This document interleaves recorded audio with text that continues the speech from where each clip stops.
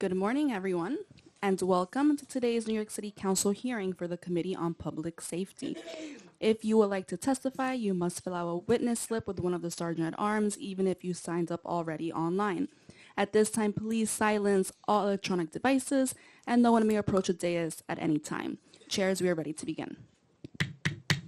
Thank you. Good morning, everyone. I'm Councilmember Oswald Feliz, Chair of the Committee on Public Safety. Before I provide my opening statement, I'll pass it on to our speaker, Julie Menon, for her opening statement.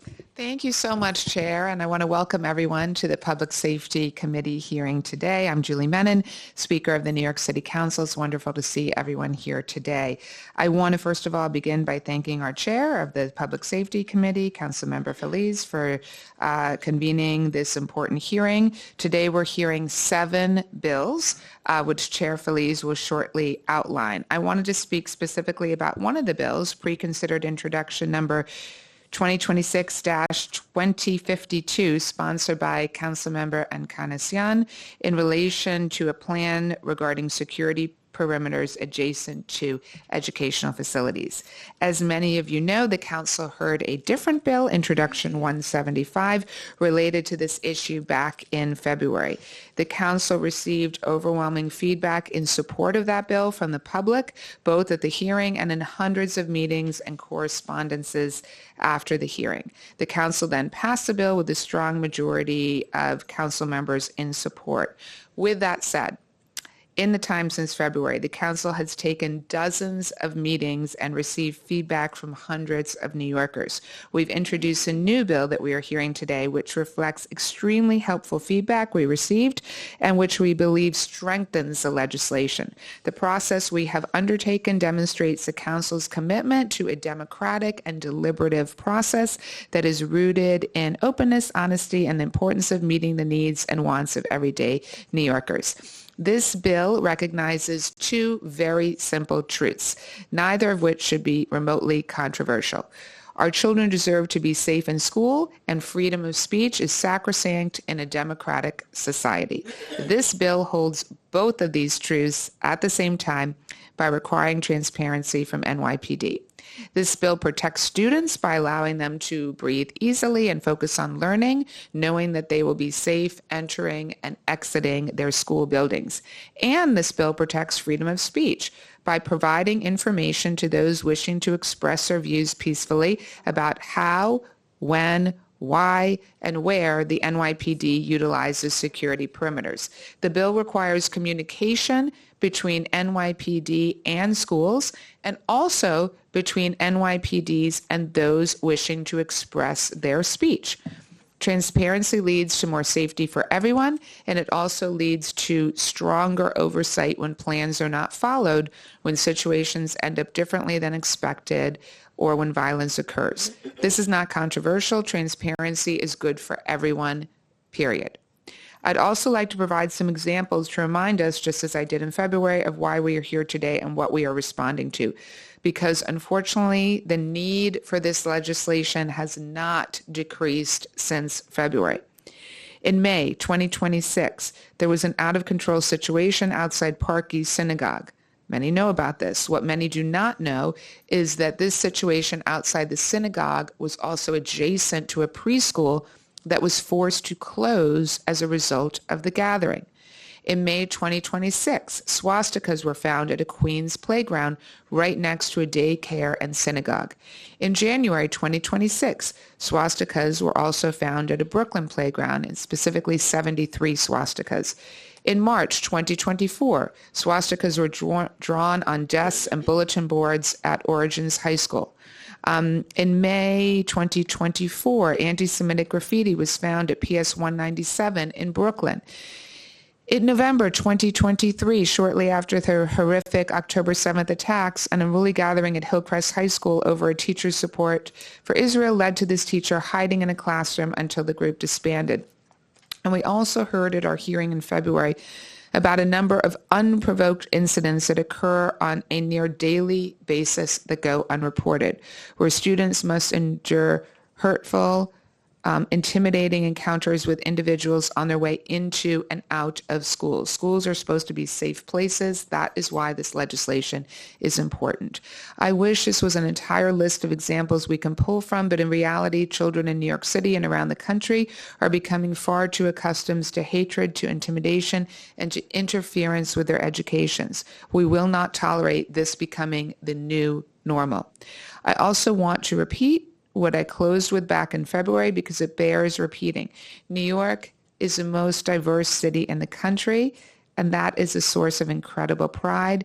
We must maintain that. This pride comes from our confidence to showcase our identity and our diverse opinions. Hate tries to harm that confidence, and we will not be a city that tolerates any type of hate. Hate of all kinds is unsuited to our city and incompatible with our values. And we are doing everything we can to move towards a New York without hate. When the voices of hate are loud, we must be louder. As New Yorkers, as friends, as human beings, and as public officials, our solutions must be robust and our actions must be effective. I now want to turn it back over to Chair Feliz. Thank you. Thank you, Speaker. Good morning, everyone. Again, I'm Councilmember Oswald Feliz. I want to welcome members of the Police Department, including Michael Gerber, the Deputy Commissioner of Legal Matters, and also Olufun Milola Obey, Chief Transportation.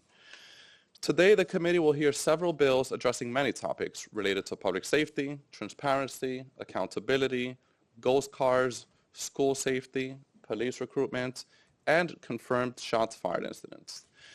The committee will hear Intro 459, sponsored by Councilmember Vernikov, which would require the creation of a centralized public database and notification system for towed vehicles. This legislation seeks to create a single publicly accessible source of information for vehicles towed by the NYPD, licensed private tow operators, sheriffs, marshals, and other entities. The goal, ensuring New Yorkers know when their car has been towed, and ensuring they have information on where they can find it. The committee will also hear Intro 552, sponsored by myself, which will require the NYPD to maintain sufficient tow pound capacity to meet its enforcement needs, and provide annual reporting on tow pound capacity and usage. Over the past several years, concerns have been raised regarding the city's ability to tow vehicles, including and especially ghost cars specifically with fraudulent paper plates. NYPD officials have previously testified that limited storage capacity can hinder enforcement efforts. Cars can't be towed if there's no space to store them. As a result, the law cannot be properly enforced to the extent that it should be. This legislation seeks to provide transparency regarding tow pound capacity and ensure that the department has the resources, including the space necessary to carry out its enforcement responsibilities. The committee will also hear Intro 551, sponsored by myself, which would prohibit the sale and distribution of fraudulent paper plates, including paper plates, but all types of temporary plates. Ghost cars and fraudulent plates undermine public safety and accountability.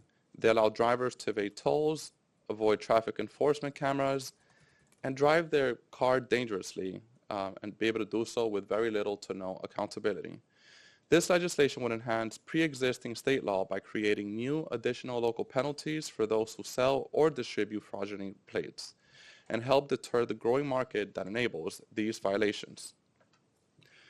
The committee will also hear Intro 843, sponsored by Councilmember Stevens, which would establish a school emergency alert system. This legislation would require the city to develop a notification system and establish protocols to provide alerts during school emergencies while preserving the flexibility necessary to protect ongoing investigations and public safety. The committee will also hear 913, sponsored by Councilmember Farias, which would raise the maximum age for taking the police officer civil service exam from 35 years old to 43 years old. This legislation would align the city's requirements with state law and potentially expand the pool of qualified applicants interested in serving as police officers. The committee will also hear two pre-considered introductions. The first, sponsored by Councilmember Encarnacion, which will require the NYPD to develop and publish a plan regarding security perimeters adjacent to educational facilities. This legislation would require the department to establish a framework determining when security perimeters may be appropriate, how they should be implemented, and how the rights of all individuals can be protected. Our speaker said it perfectly. Our schools should be safe places for everyone. And for too long, we've had far too many incidents that we cannot normalize.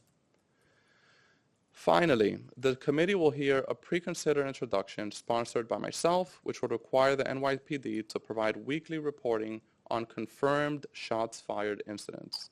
Currently, the NYPD provides data on shooting victims and shooting incidents, but this data does not include incidents in which gunshots are fired but no one is struck, preventing a full picture of gun violence in the city of New York. The bill will require reporting on these shots fired incidents. Having data on escalating conditions will enable communities to better assess intervention-related strategies by creating a fuller picture of the public safety risks affecting communities. This legislation will provide data on situations that can lead to future violence to help make sure that we can take steps to keep communities safe. I again want to welcome members of the police department. I look forward to hearing testimony from representatives of the NYPD, advocates, legal experts, stakeholders, and members of the public. With that said, I will turn to the sponsor of these bills for remarks, and I want to thank everyone who has joined today. I'll start with Councilmember Encarnacion for her opening statement.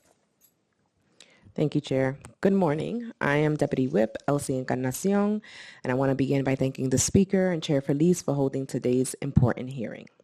I am proud to sponsor one of the pieces of legislation that is being heard at today's hearing, Pre-Considered Introduction Number 2026-2052, in relation to a plan regarding security perimeters adjacent to educational facilities. As the Speaker mentioned, this bill is responsive to growing hatred within our city and also responsive to a need for transparency around police response to protest activity outside of our educational facilities.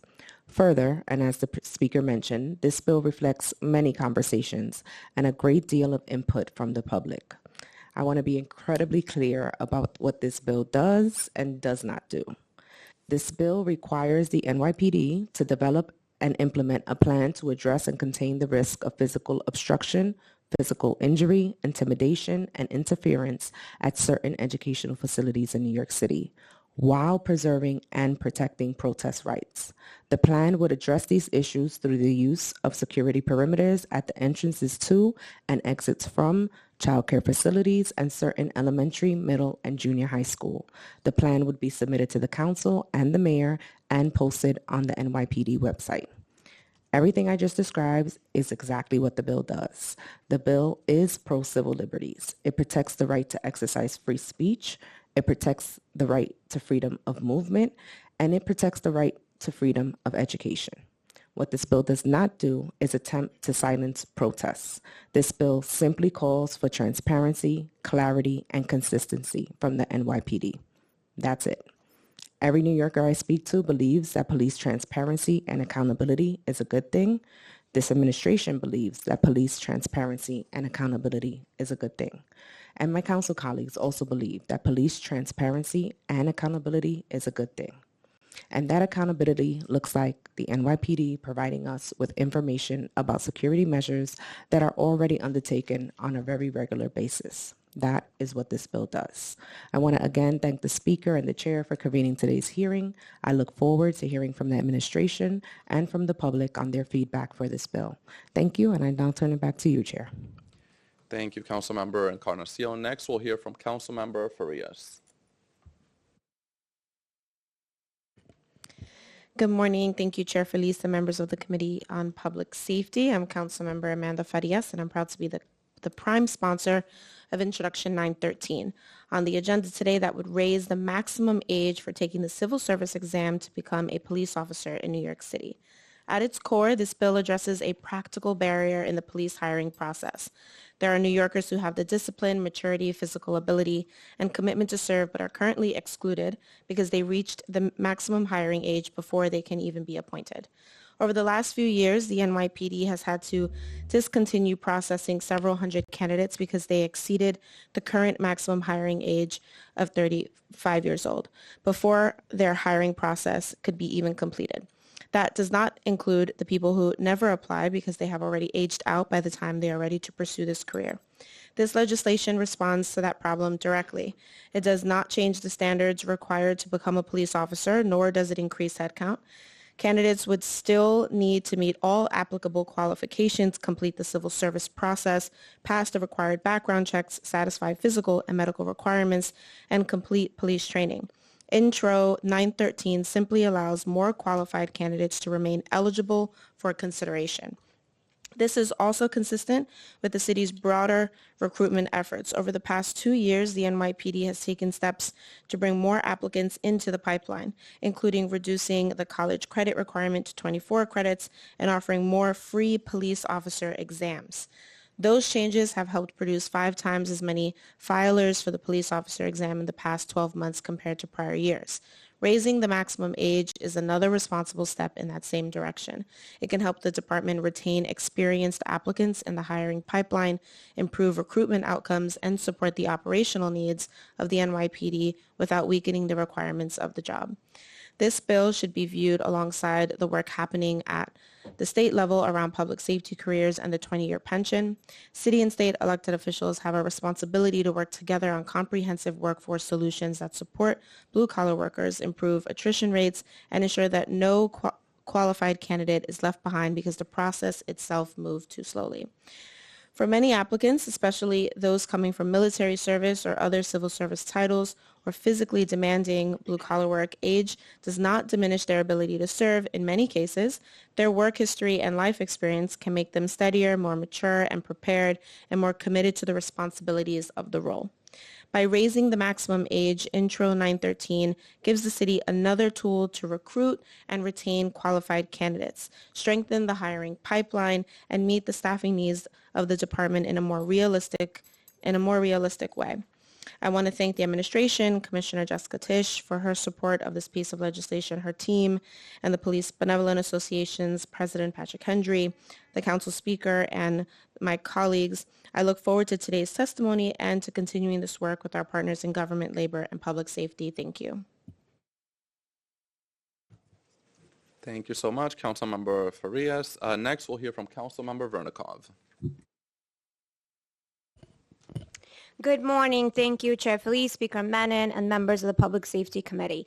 I'm thrilled that this bill is having a hearing today. We first introduced it a few years ago, and it was inspired by something that happened to our own staffer. When he parked his car, went to dinner, and could not locate it for hours as it was towed. He had no idea where to turn to. Neither the NYPD nor 311 had any information on where it was. And as we were introducing this bill, my district office also received calls from constituents whose cars had been towed and they did not know how to go about finding them. I want to be clear that this bill is only concerned with the aftermath of the towing event and passes no judgment on why someone's car may have been towed. Your car disappearing from the street can be a very confusing and stressful event. You may be told by the NYPD, city marshal, or sheriff, or by a private company, or possibly by the Port Authority if it's at a local airport. The costs of towing are high, and they're higher each day you don't come pick up your car. But you can't pick up your car if you can't locate it. Bringing greater organization to the system, saving some money, time, and stress for all involved in an era where things are increasingly expensive in the city is the goal of this bill. And the creation of a publicly accessible, well-advertised notification system for towed vehicles aims to do precisely that. Thank you for hearing this today, and I encourage my colleagues to sign on as co-sponsors, especially if you are someone or know someone who has personally experienced and can attest to how confusing and intimidating this system can be. Thank you very much. Thank you, Councilmember Vernikov. So we're actually having some technological difficulties, so we're going to pause for a quick minute until we get the live stream back up. Thank you.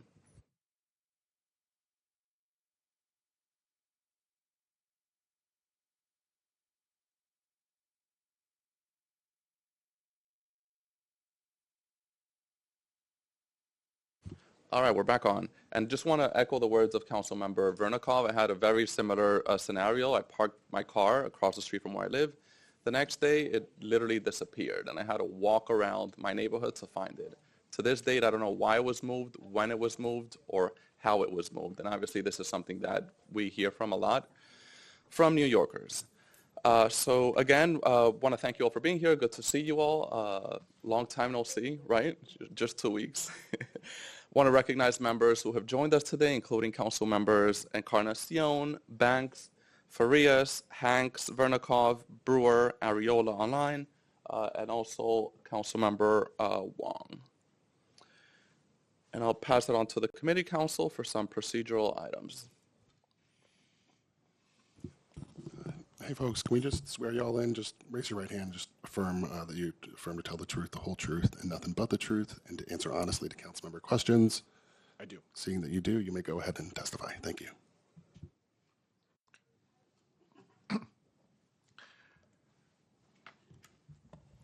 Good morning, Chair Feliz and members of the council. My name is Michael Gerber, and I'm the Deputy Commissioner of Legal Matters for the NYPD. I'm joined here today by Chief of Transportation, Lola Obey. On behalf of Police Commissioner Jessica Tisch, we thank you for the opportunity to testify regarding the 7 bills being heard today. Councilmember Encarnacion's pre-considered bill would require the department to describe the considerations that go into our use of frozen zones during protests outside certain educational facilities. I testified before the Committee to Combat Hate on February 25th of this year regarding the department's use of frozen zones. As I said at that hearing, the ability to enter and leave schools safely, without harm or interference, is non-negotiable. We also must allow protesters to exercise their First Amendment rights. The NYPD uses its discretion, consistent with the law, to accomplish both of these objectives. If there is a protest outside a school, we set up frozen zones as necessary to ensure that those approaching or leaving the building are not obstructed, while still ensuring that protesters' rights are protected. In these situations, the determinations that need to be made by the NYPD are extremely context-specific and based on the particular facts on the ground. This bill would require the NYPD to memorialize these considerations. To be clear, this will not alter our practices in any way. We will describe how we already analyze and approach these types of situations. We have no objection to doing so.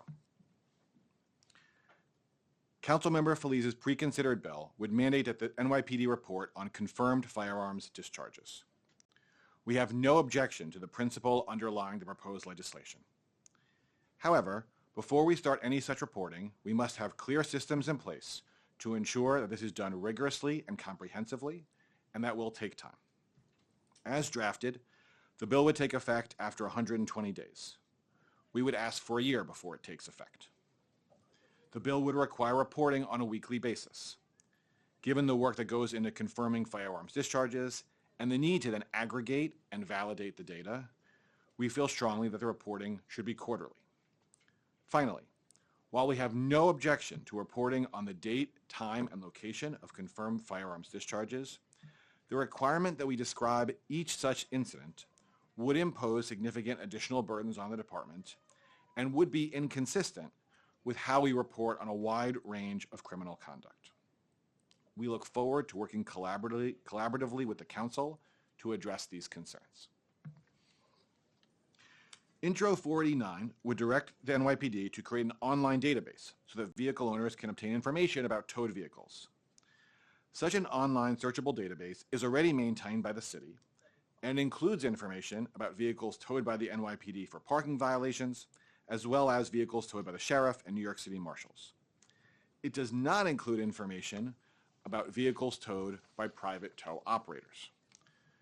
We fully understand the need to have private tow information easily accessible to vehicle owners, and we welcome the chance to work with the Council to think about the ways in which that can be best accomplished through a legislative introduction. However, adding a separate and likely duplicative database for vehicles towed is not something we can support, and so we are opposed to the bill as drafted. Intro 551 would impose a civil penalty on a person who sells or distributes fraudulent license plates. We have no objection to this bill. Intro 552 would require the NYPD to operate tow pound facilities with towing capacity sufficient to meet the department's enforcement needs. The NYPD shares that goal. As the council is aware, the state forced us to close our Manhattan tow pound in January 2021. Since that time, we have been unable to find a substitute location in Manhattan. This bill would also impose certain reporting requirements on the NYPD regarding our towing capacity, vehicles subject to towing, and vehicles towed. We have no objection to reporting on these matters. At the same time, we have a number of concerns about the wording and scope of the reporting obligations as drafted, and also believe that a sunset clause should be added to ensure that the department's reporting obligations reflect the council's ongoing needs. We look forward to working with the council to address these concerns. Intro 843 would require the city to establish a school emergency alert system. The NYPD has no objection to this bill. We respectfully submit that this is a matter for the New York City Emergency Management Department in conjunction with the Department of Education. Intro 913 would raise the maximum age at which an individual can apply to be a police officer from under 35 to under 43, reflecting a change that was made to state law in 2025. The NYPD supports this legislation and is thankful for the council's partnership in putting this measure forward. It will broaden the pool of potential applicants and allow individuals with additional life experience to bring that experience to the NYPD for the benefit of all New Yorkers. Thank you for the opportunity to speak with you today, and we look forward to answering any questions that you may have.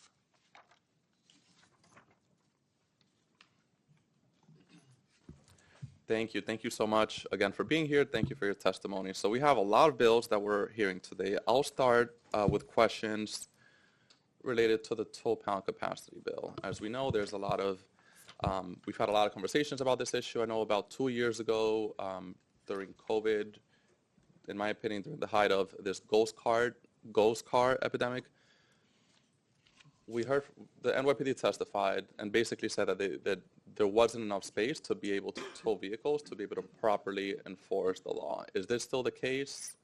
Or do we have enough capacity to be able to quickly tow a ghost vehicle if there is one? Okay.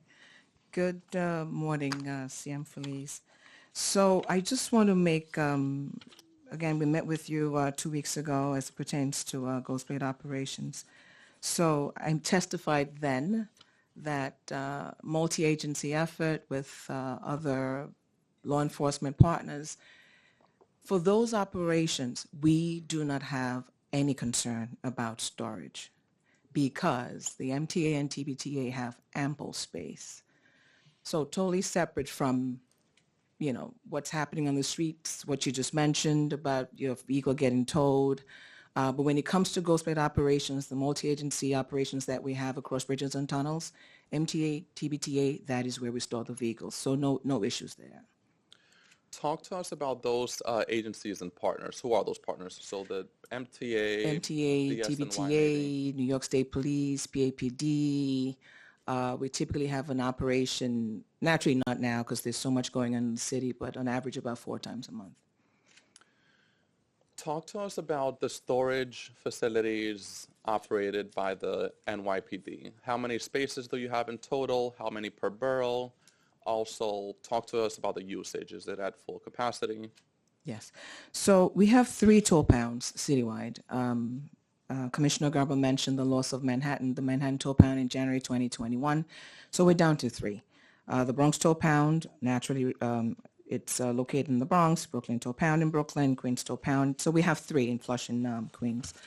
As it pertains to tow capacity, as of May 31st, the authorized capacity for the Bronx is 350 regular vehicles plus 28 heavy-duty trucks. The current inventory is 414 regular vehicles and 23 heavy-duty. So nothing crazy, maybe just over by 64. Brooklyn tow pound, 392 regular vehicles plus 15 heavy-duty. Current inventory is 852 regular plus 24 heavy-duty. I must say, of the 852, we store our motorcycles and mopeds. So of the 852, 443 are motorcycles and mopeds. So just to, put a different layer to this. Queens tow pound, 250 regular vehicles and 12 heavy duty.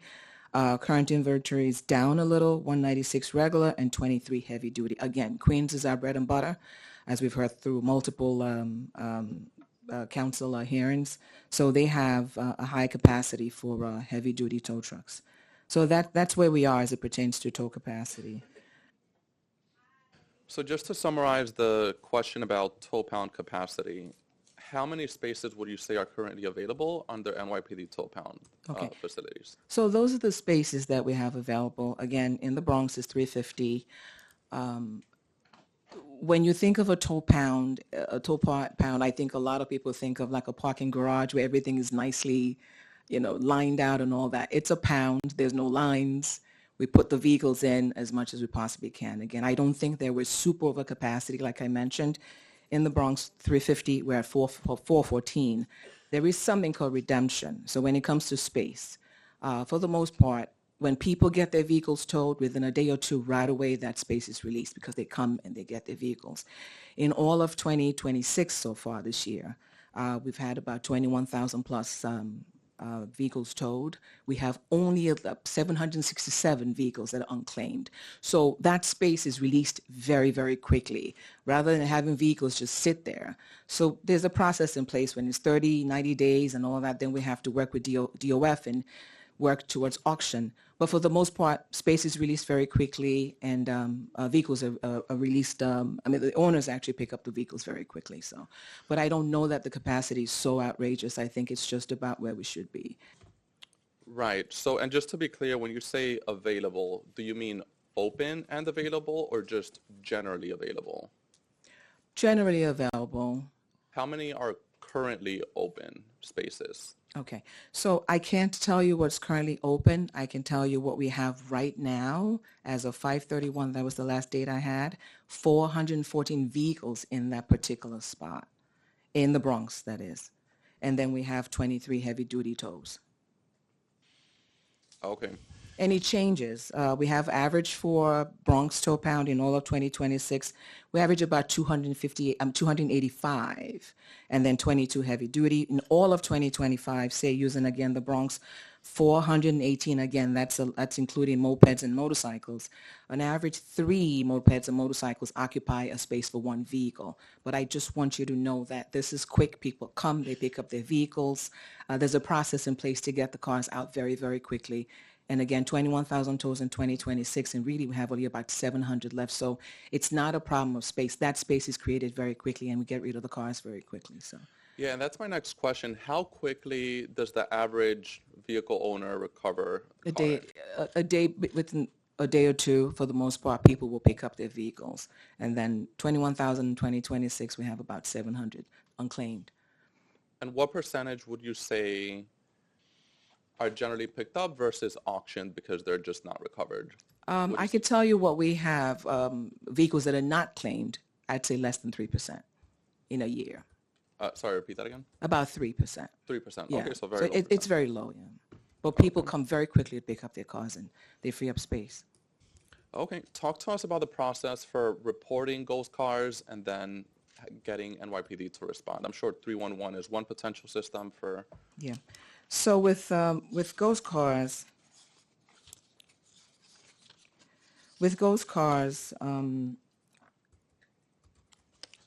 I talked about the multi-agency effort. I think I provided the same stats from the last meeting. Again, that's with our law enforcement partners. In all of 2026, we've had 21 joint operations, 219 arrests, 13,144 summonses, and 1,320 vehicles seized.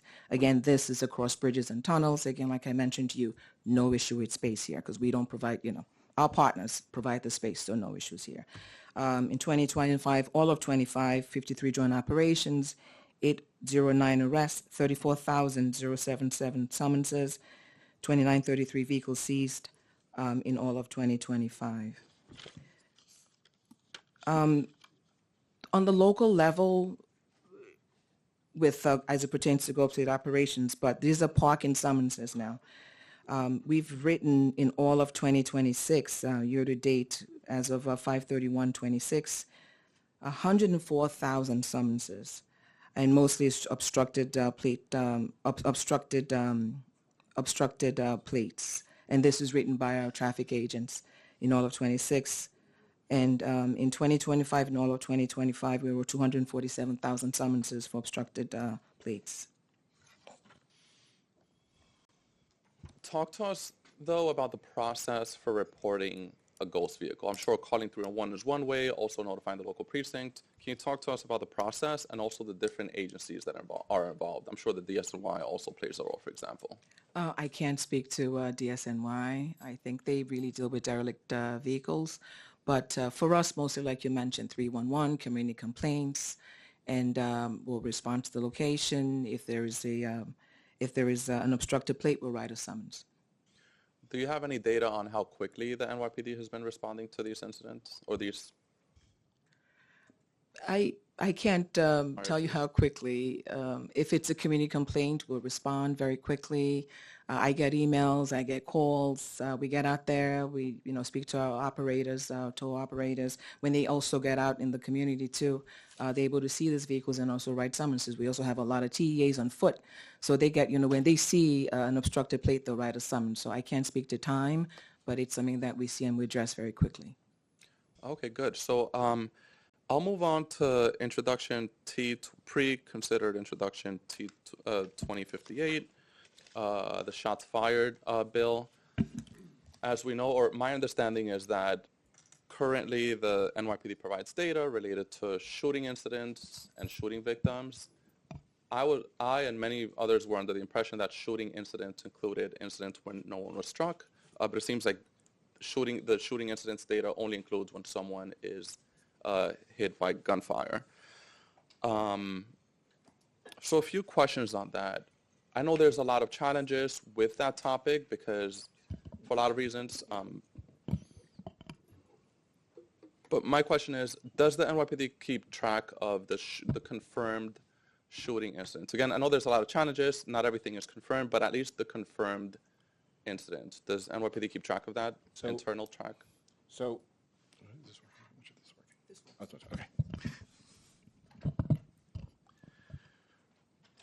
So we do not track the data in a systematic way. In other words, there's certain data that we have that we track internally on a variety of things. For confirmed shots fired, I definitely would not say that. It's not part of the ComStat book. It's not something where we're analyzing that in terms of crime trends. I do want to acknowledge that we certainly do, and I can talk more about this, have information about certain shots fired incidents, confirmed shots fired incidents. And there are certainly times when if the department is aware, for example, of a spike in confirmed shots fired incidents in a particular location, that will affect deployment. So it's not something that, it's not that we have no data about it, it's something we don't think about. We do have some quantum of data about that. It's something we certainly consider when it comes to deployment. However, we don't internally or for the public at this time have a systematic way of tracking this that we would be comfortable using internally or externally. So the shot spotter is one type of technology used by the NYPD to identify sounds of gunfire and provide officers with real-time notifications. What is the process for the department to review, investigate, and confirm reports from gunfire detected by the shot spotter? Right. So if we get a shot spotter alert, right, operations will put that over the radio, right? An ICAD will be generated, for every shot spotter alert. And patrol officers will respond to the scene. And you can imagine an incredibly wide range of circumstances that officers encounter in response to a shot spotter alert, right? You can imagine situations where there is a tremendous amount of evidence that a shooting just happened, right? Multiple witnesses, ballistics, there's video evidence, a mountain of evidence.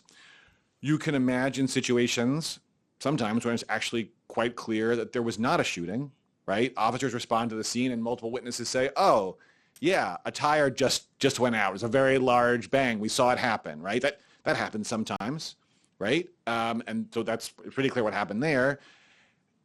Sometimes the officers respond to the scene and at least initially They really just don't know, right? You can imagine a shots fired incident. Excuse me. You can imagine a shot spotter alert comes in. Officers respond to the scene, and there's nothing there, right? There are no people there. There's no ballistics. And the question is, what happened? And officers, the patrol officers will do the best they can at the scene to try to figure out what happened. If it's really sort of just up in the air, you'll have the complaint will be left open for the detective squad to investigate. And detectives will do an investigation to the best of their ability to try to figure out if, in fact, there was a firearms discharge, a confirmed firearms discharge, or it can't be confirmed. Talk to us about the data that the NYPD keeps related to shots fired incidents. I know you said you keep some data internally. Talk to us about that. So here's what I'm saying. So we don't have like some internal system of, okay, like on any time frame or by sort of borough or precinct, like the number of confirmed shots fired. We don't track the data that way because, as I said, we don't really have that system in place at present. We do, however, on a 61, right, on a complaint, you have a box for, shots fired, a firearm discharge, confirmed or not confirmed. Now, it's not a mandatory field. So, and making that a mandatory field and when that would be mandatory is actually a little bit complicated. But there certainly are times when you have, say, a shot spotter alert, officers respond to the scene. There's lots of evidence that there was in fact a firearms discharge. They will check the confirmed box, right, on the complaint, right? And then we have that data. That's information that we have. So if on the enforcement side, if the department sees, in a particular command, in a particular zone, in a particular block, there have been a number of these confirmed shots fired, that's going to affect deployment, or certainly potentially could affect deployment for pretty obvious reasons. But we don't have the internal systems in place such that we would be comfortable even internally saying, here's like data for the department in terms of the universe of confirmed shots fired. Okay, so in other words, we have the data, but we just don't have it organized in a database. So it's more than that. If I could just explain actually what's complicated about this. So, and again, this is doable. I want to be clear. This is doable, as I said in my testimony, and we are prepared to do it. I think we'll talk about the time frame for getting this done. But so certain types of data, you're talking about a subset of one particular crime, right? Imagine you have a burglary. We're interested in gathering additional data about certain types of burglaries, right? So it's actually, that's much easier to do. You just say, okay, every time you have a burglary complaint, you're going to have a mandatory field on the complaint, right, where whatever data we're looking for those burglaries, before the complaint can be finalized, you have to say yes or no or whatever the data field is, because it's one type of crime. What makes this more challenging is that shots fired can come up in an incredibly wide range of possible criminal activity. An incredibly wide range, right? Ranging from murder to property damage in a storefront, to actually not sure there was a crime at all. All we have is a report of shots fired and we have nothing. So what you have is an incredibly wide range of situations where you might have to gather this data. But in many of those crime categories, you don't necessarily have a shots fired. So just to give an example, you could have a robbery where there's a shots fired, a confirmed shots fired. It is also the case, though, that in many robberies, there's no firearm. There's no question about a confirmed shots fired.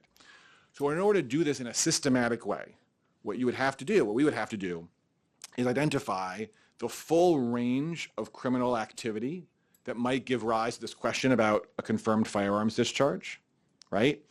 In that range of criminal activity, then require officers to say on the checkbox confirmed, shots fired, yes, no. But we also have to think about how we're going to do this, because if we're mandating that field, we're going to be mandating it in many situations where there's no firearm at all, and obviously so, right? There was a robbery, it involved a knife, there was no gun. And so that's just, again, this is all totally doable, but it is more complicated than just saying, oh, just a checkbox on a complaint. Right, yeah. Okay, thank you for the information. We look forward to working together on that bill and the rest of the bills on the agenda. So I'll pause here. I'll pass it on to Councilmember Hanks for some questions. Hi, thank you very much. Good morning. How are you? Good. I'm going to go back to the towing. So just so you know, the Q teams that have been launched in numerous neighborhoods have been incredibly effective. My community boards and my civic associations, we tell them to call 311 when it comes to getting cars, ghost cars, or towing off the streets. That 311 Q team aspect works incredibly well. So I just wanted to say that. So on all of the bills here, how are we communicating this to the civic associations? Because, you know, as an elected, we get a lot of our information from community groups that gather together to address quality of life issues. And so is there something that's set up to where we can call on your community affairs or NYPD to come in and kind of give a tutorial on all of this? Because these are really great questions. I mean, these are great bills, and especially reporting bills. For me, shots fired would be great because of our Cure Violence. We would want to know how we're integrating our violence interrupters in that situation where you may see, like we know that Stapleton has a lot of shots fired, like how are we deploying resources to help you and to help the community? So a lot of this, my question is, how are we engaging the public on the programs and the things that the NYPD is doing so we can better inform our civic associations, our community groups, our Cure Violence groups, and so on. That's all. Thanks. Okay. So I'll speak specifically to towing. So intro 489, I know we touched on that a little, concerns about towing. So, and I'll get to how to search for a vehicle and all that when your vehicle has been towed. So the bill itself is written, calls for the NYPD to create a centralized online database accessible through the department's website. As Commissioner Gerber testified, we already have that. It's called CTOPS, and that's CTOPS stands for Citywide Towing Operations System. So we do have a system where we maintain all information about towed vehicles. Now, citywide, there is another, speaking to duplication, right? Under 311 is New York City Serve, right? So everything that's in New York City Serve, I mean, CTOPS, PD database is in New York City Serve. So think big picture, right? City, and then, CTOPS for the NYPD. Everything we have in our database as it pertains to CTOP, our towed vehicles, is in New York City Serve. So you can go into New York City Serve this is for towed vehicles, that is. And again, I'll speak to Melissa Eager about, different things you touched on, but for towing, I'll be happy to visit you.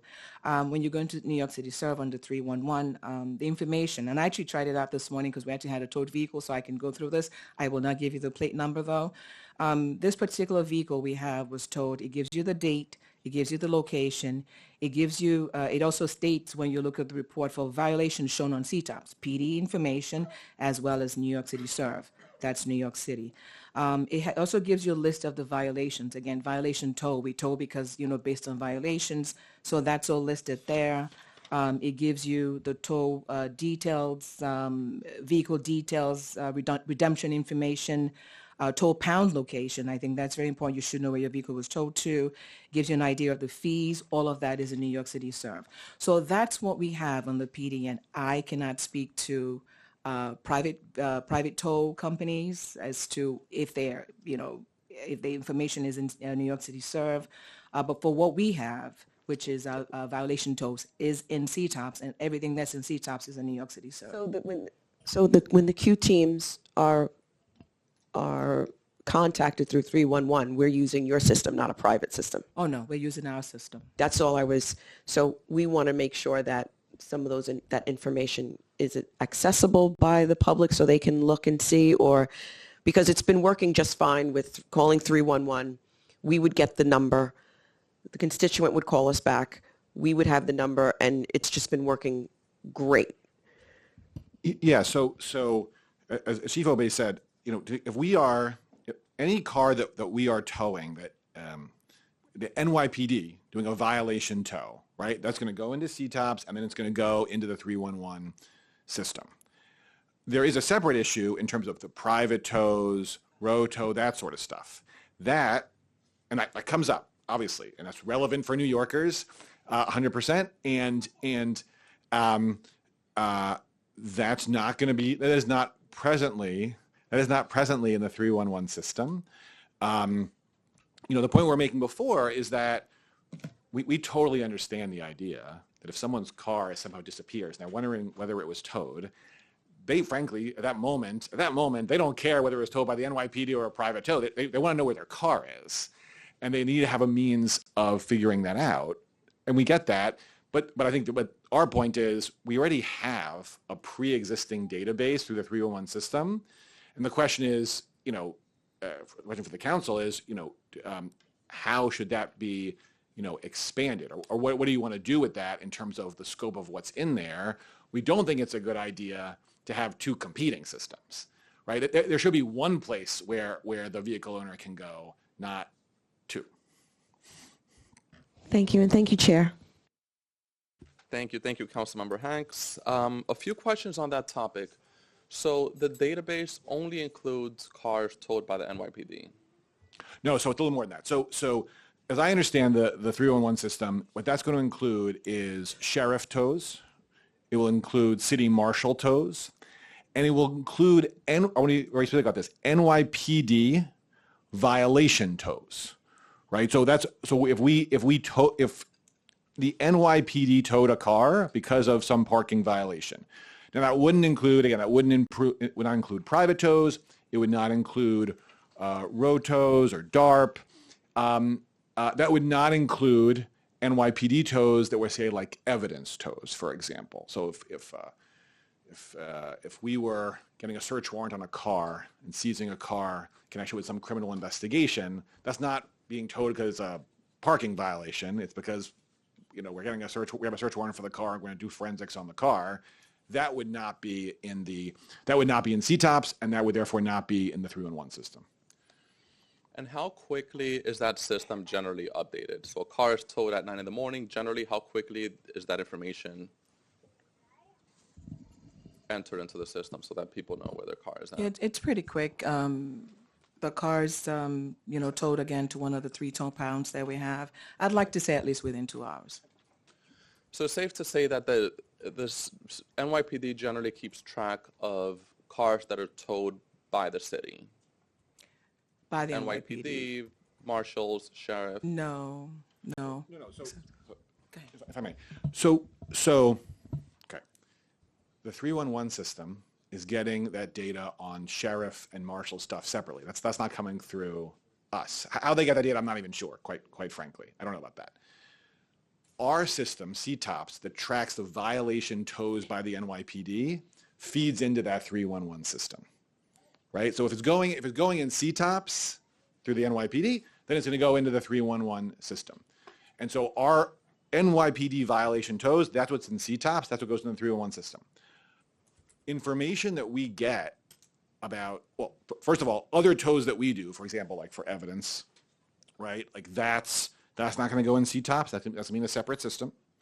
And then to the extent, for example, in our road tow system, you have it's a private tow, though it is at, we call the towing company, right? It's the NYPD's direction, right? That data is coming into us, but it's not going into CTOPS, right? And then private tow operators, for example, are required to call the NYPD to say, hey, we towed a car, here's the information. That comes in, but that's not coming into that system, right? Because that's a system for our own tows. All right, so in other words, we have a system, but it doesn't include all the cars that are towed, including by some players, including the private Correct. tow operators. Correct. That's right. Would the NYPD support this bill if it simply requires that the private tow operators report to the NYPD and then the NYPD relate to the information to? So what we would suggest is and to keep it both simple and actually more manageable for everyone involved, you already have an online database, right? Usable, accessible with lots of information. Rather than having a private tow operator, call into the NYPD, have the NYPD put information, then have that go over to 311, it should just go from the private tow operator straight to 311. You don't need us for this. Right. Okay. And what are the different circumstances that can lead to the towing of a vehicle? As you said, the evidence-based towing. Yeah. Well, also, one category that we're not talking that much about is when a vehicle is towed. I don't even know if this counts as a towing. When a vehicle is basically moved, let's say there's a community event, the streets are being closed, so relocation. Yeah. So go ahead. Is that considered to be a towing under the definition that you use? So that information is in CTOPS. We tow like for parades, and that's one of our tows. So it's in CTOPS, yes. Okay. All right, so I'll pass it on to Councilmember Farias for her questions.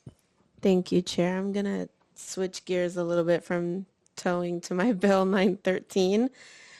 Just want to speak a little bit to the current age limit of 35 years old and how this is affecting the NYPD's recruitment efforts, if at all. Right. So, and again, I want to start by saying thank you again for the introduction. We very much appreciate it. So we do have some data on people who applied to be, and you, Councilmember, you alluded to this in your opening remarks.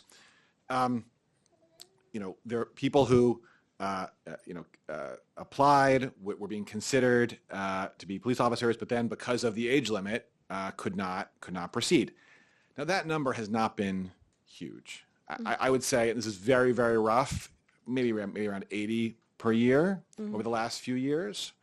Of course, those numbers add up. But the real point, of course, is that we don't even know how many people didn't apply at all because they knew about the age limit. And so, that's really the open question. This is one of those things where it's a little hard to know what the numbers will be like until we actually try. And has the department conducted any analysis in that at all, looking at potential applicants? Not that I'm aware of. I don't think so. What about currently in the police academy that could potentially become eligible if we move the age back? We wouldn't have someone in the academy now who would otherwise be ineligible, right?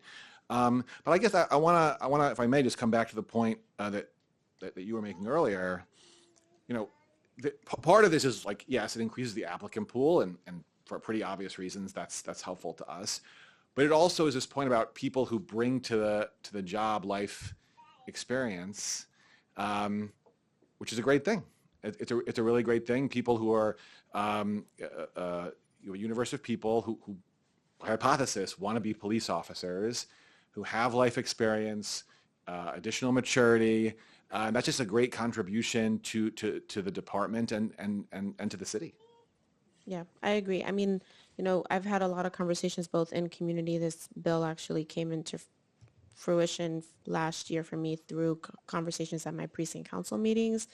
And it just been happenstance that we're all talking about it in silos and it come together in this way.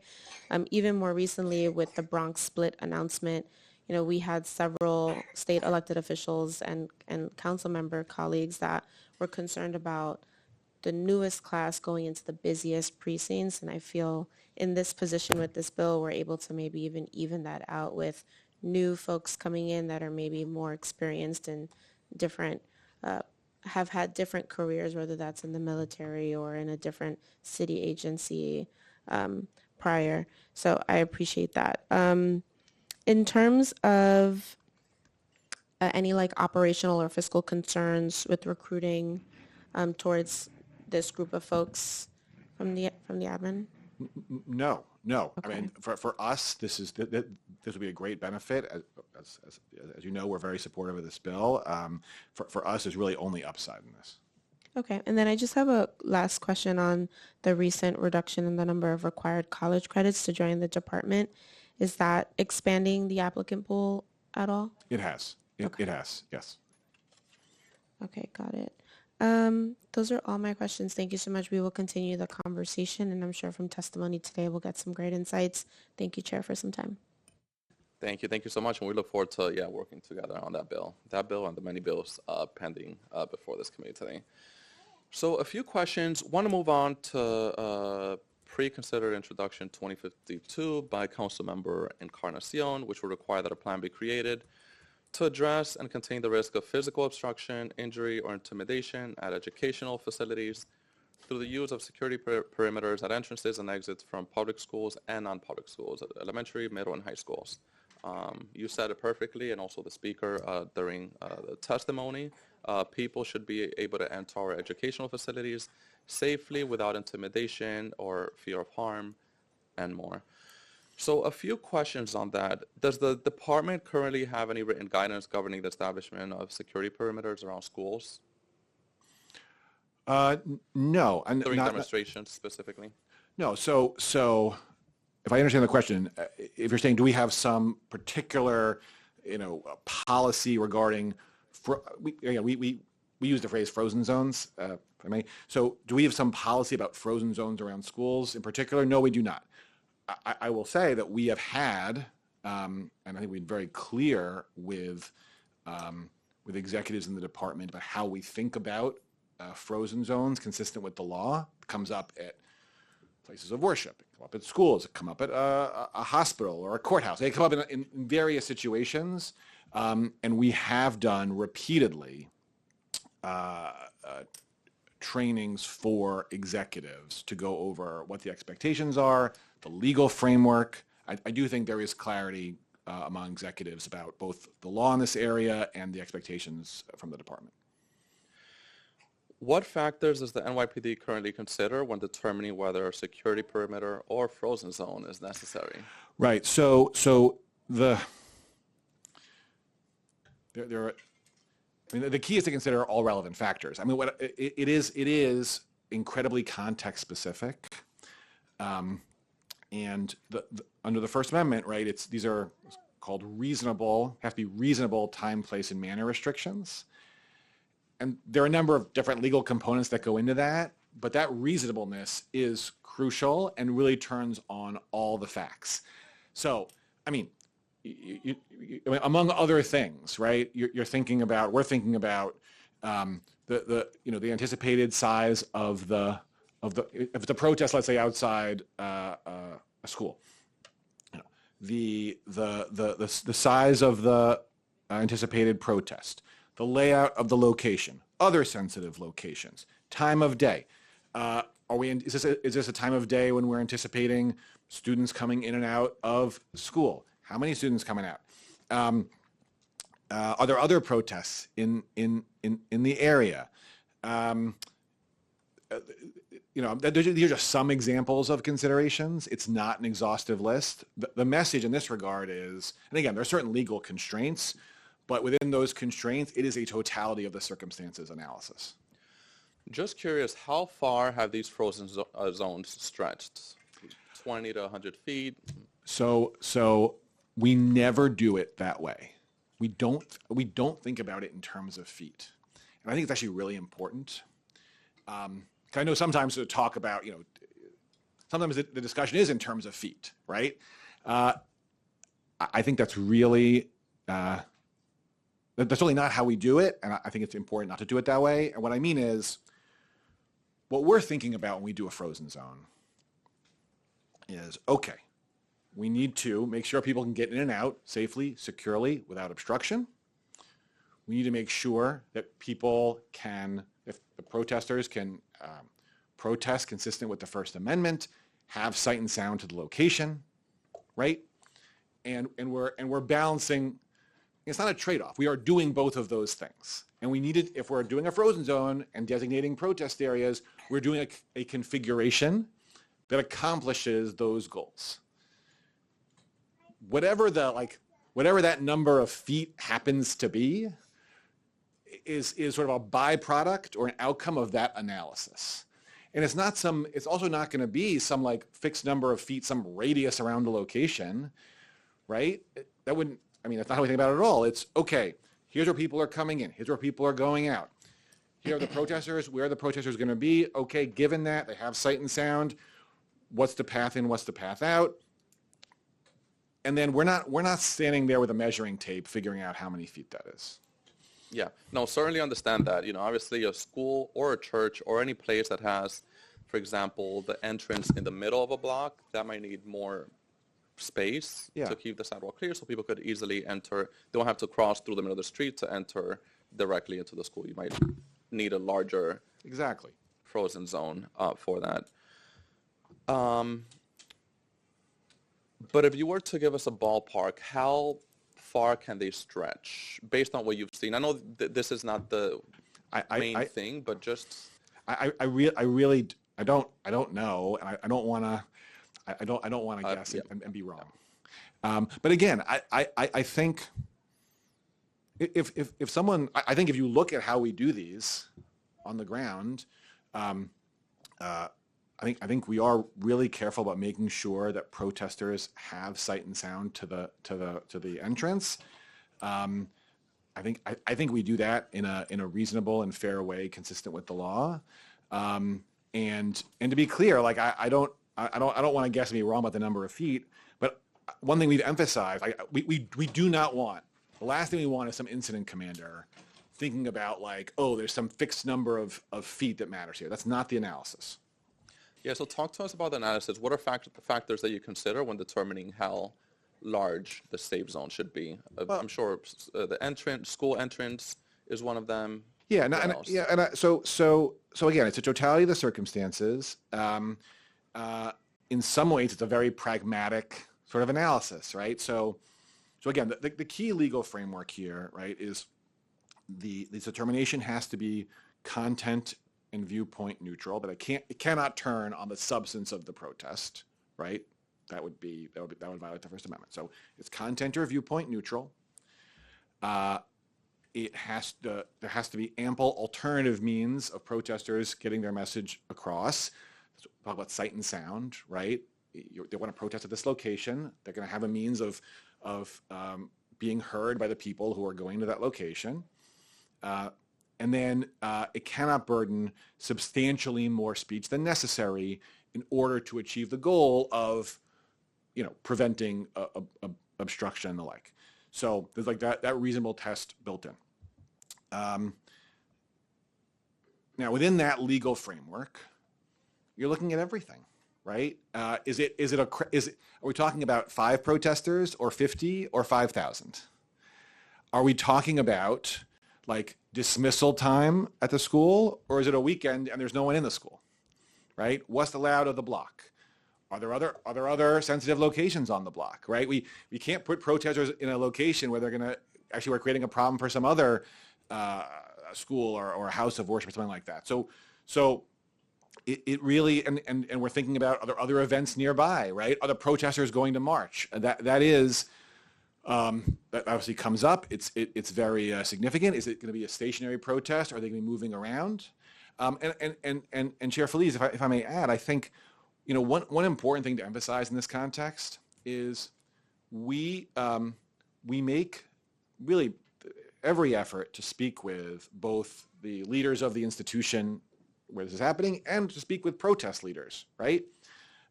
There are times, and no one has to talk to us though. So. There are times when we want to get information about a protest, and protest leaders are actually happy to speak with us and share information, and that can be actually very helpful in this regard. There are times when protest leaders will not communicate with us. Now, that's their right, but you can see where that makes things much, much more challenging in planning and doing this analysis. Can you describe some of the specific incidents where the NYPD determined that individuals were not able to safely enter or exit schools due to protest activity? Yeah, so I'm not aware of a situation in which that happened in recent memory. I'm not saying, again, it may have happened and I'm unaware of it. That certainly could be. Or experience intimidation, even if we don't get to the physical safety situation. Intimidation. I mean, in terms of, look, I gotta say, thinking about certainly the last few years, we have not seen, just in my memory, my experience, we haven't seen a rash of incidents where you had protesters targeting elementary schools or high schools. I'm not aware of that. Again, I'm not saying it didn't happen ever, but that's not a trend that we have seen. Now, there was a time a few years ago, obviously, as you're aware, in 2024, we had a lot of protest activity on university campuses, outside of university campuses. That was, of course, a major issue, and we did have situations in which we had a lot of protests outside university campuses, and the question was, we needed to make sure that whatever else was happening, consistent with the First Amendment, people could access the university campus, right? That was a very live issue, particularly in 2024. But in terms of sort of targeting of elementary schools or middle schools or even high schools, that's not really something that we've been seeing. Okay, and final question, and then we'll move on to Councilmember Wong. So as we know, and as you stated, we have a lot of interests at stake, the interest of keeping people safe, but of course also protecting the fundamental right, the fundamental First Amendment rights of protesters. So what safeguards exist to ensure that security perimeters are not used to unnecessarily restrict lawful protest activity? Right. So a few things. One, in these situations, the incident commander is consulting with an attorney from the legal bureau. That happens all the time. And again, I think the uniform executives, enforcement executives understand. They often actually have a lot of experience with these issues. But in any event, they are talking to a lawyer who is, can look at this from a First Amendment perspective. That's very important. And then, there will always be if we're doing a frozen zone, that also means we are doing one or more designated protest areas with sight and sound. That's going to happen every time. You're not going to have a situation in which we do a frozen zone and there's no designated area for sight and sound for protesters. Now, a few things. One, protesters are not required to go into that designated protest area. Sometimes protesters don't want to go there. That is their right, of course, but it has to be available to them. I do want to emphasize that everything I'm talking about is much easier to do when we know about the protest in advance and we can plan and set things up. Sometimes, not often, but sometimes, there's a protest that we did not know about in advance. Officers are responding to the scene in real time. Everything that I've been describing, we will still try our very best to do, right? Consistent with the law, consistent with making sure that people can get in and out safely, all that. I do want to emphasize that it gets a lot messier and harder when we are showing up at times with very limited resources and things are already happening. And again, that doesn't change the legal analysis, doesn't change the operational analysis. It does obviously get more complicated when we have not had the opportunity to plan in advance. Thank you for the information. One very final question before we move on to Councilmember Wong. Somewhat unrelated, but still in the context of security perimeters. Approximately how many police officers did we have yesterday?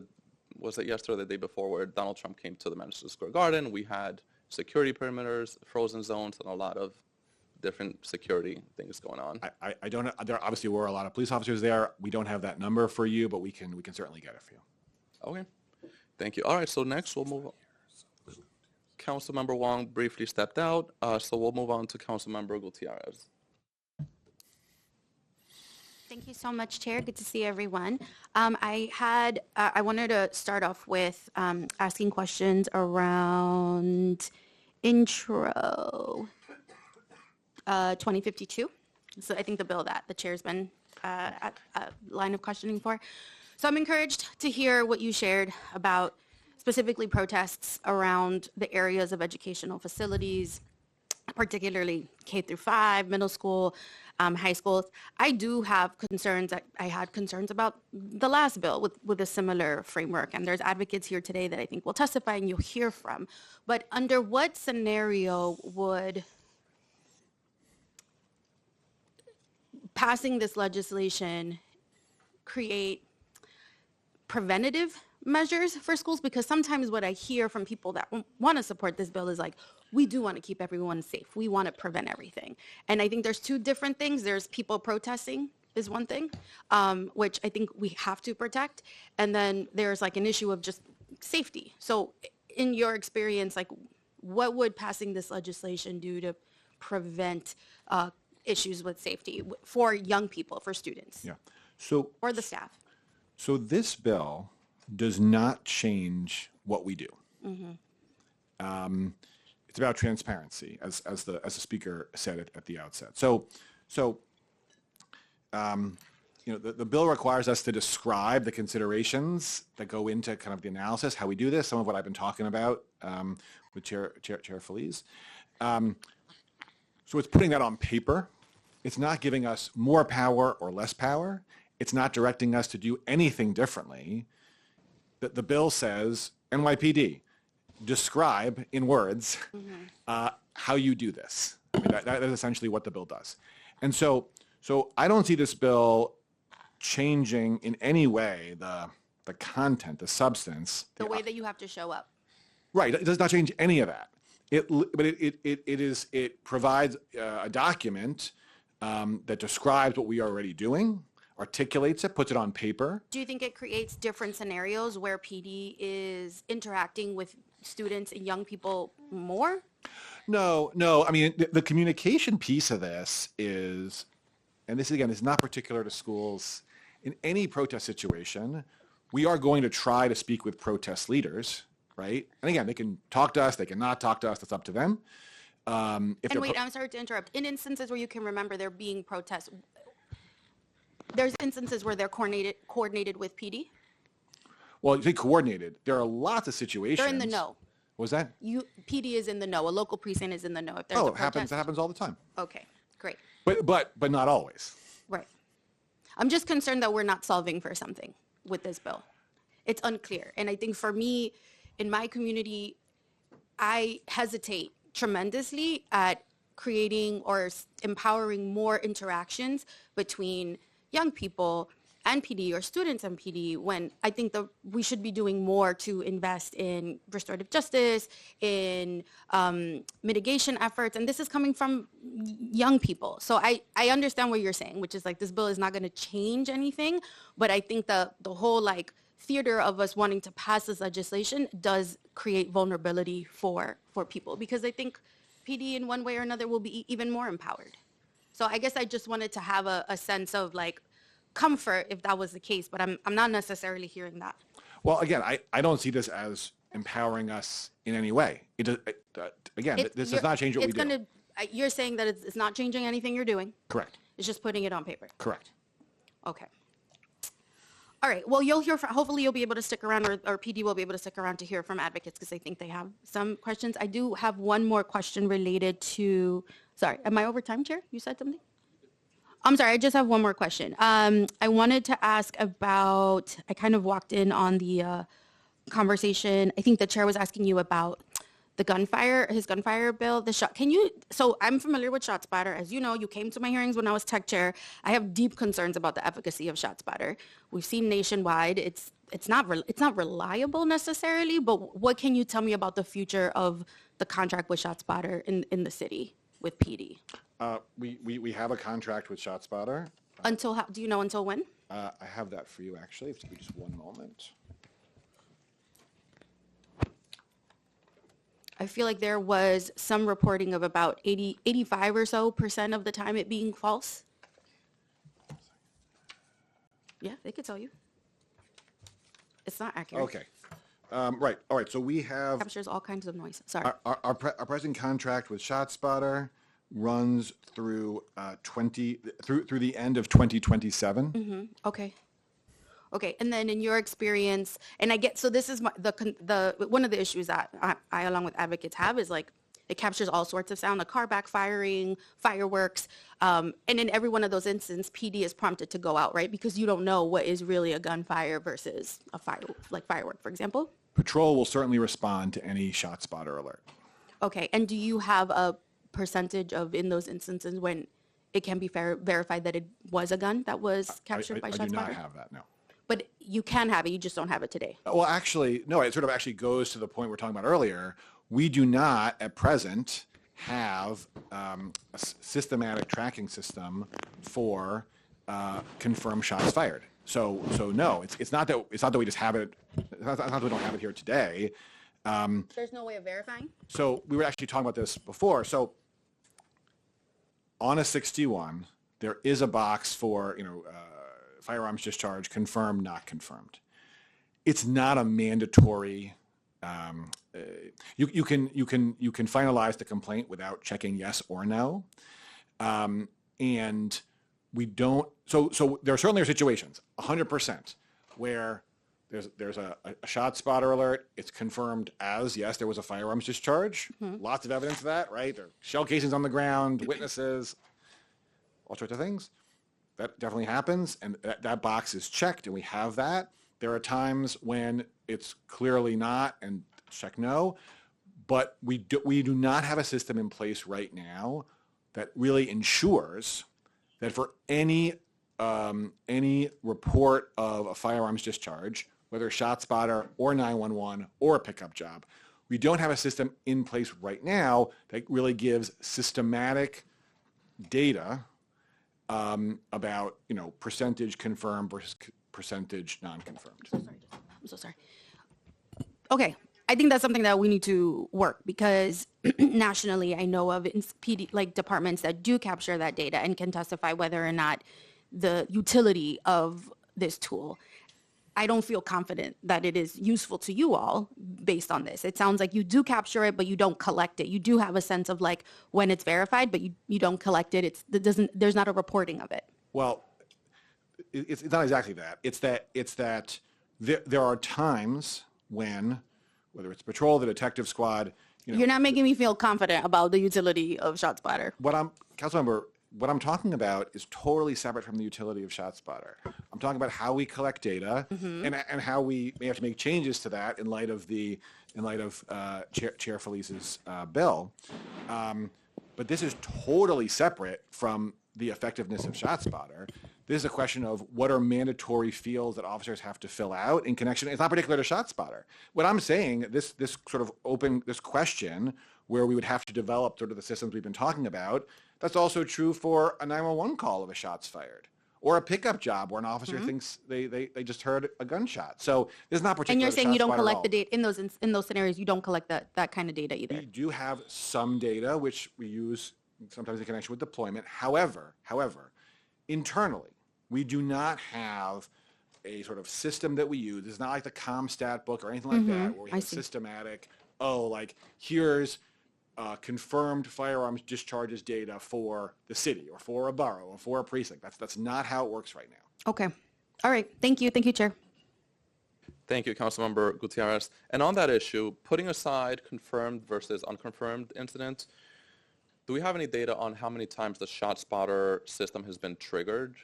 So that's actually, I don't have that here, but that is certainly data we could get for you.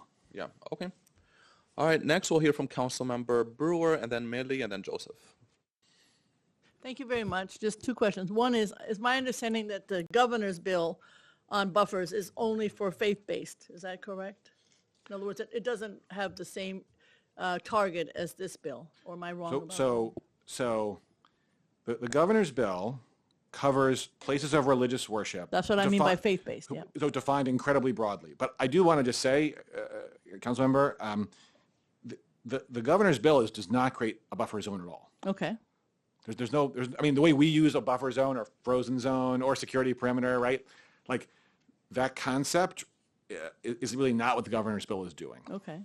All right, but it's just faith-based also. It's nothing. But yes, the bill by its terms is applying to places of religious worship defined quite broadly. Okay, just whatever it does, they're all I believe that the PD is doing the right thing in this situation, so I don't have as much concern as others. I think you're doing the same thing that you've been doing, which is what you've been saying. Mine is just generally. Was there when Pier 76 closed, no tow pound, watched the Governor Cuomo do that, blah, blah, blah. What are we going to do about a Manhattan? I'm just saying for I know it's almost 20 years now. Right. What are we doing for finding a place in Manhattan to tow cars? So I'm going to ask. I know we can't find it. I've been out looking, but something has to come. These folks are going all over the place looking for their cars, and 311 is getting the complaints. I know that for a fact. So I'm going to ask my colleague Seth Severino to speak to this issue. Assistant Commissioner Seth Severino, Management and Budget, NYPD. So we have been working very closely with OMB and with DCAS. We've been trying to identify multiple sites. Sorry to interrupt. Just got to briefly swear you in. If you could just raise your right hand and say, do you swear to say the truth and nothing but the truth? I do. Thank you. Sure. So as I mentioned, we've been working with OMB, working with DCAS, doing multiple site surveys. Back in 2019 and 2020, there was a capital project scope development project that was done to get into the nitty-gritty of, without that site in Manhattan, over 200,000 square feet, what are our options, what are some plots that we could look at, and what will those costs be? And in short, there's been a lot of high costs associated with a Manhattan tow pound. So we have been looking. The cost estimates, just as a reference point, were upwards of $200 million in regards to a potential solution, but that doesn't mean that solution actually existed. So people have to go, so we're not doing a Manhattan tow pound in ever, is what you're saying. So there are ongoing conversations. Even recently, there were a couple locations that were being looked at, 10 potential sites in Manhattan, but nothing's come to fruition. All right, but I'm just saying, so do you have some sense of how many 311 calls you've gotten? I know there's a lot from persons who are concerned about losing their cars into other boroughs. My understanding is most of the tows come from Midtown because people come from tourists and they don't know, and so they're traveling all over the place. I don't think people should park illegally. I get it, but I also want to be somewhat customer service related. Go ahead. No, you're right. We love you, Chief. Go ahead. So we still tow out of Manhattan. Naturally, the loss of the tow pound, the Manhattan tow pound did hurt us.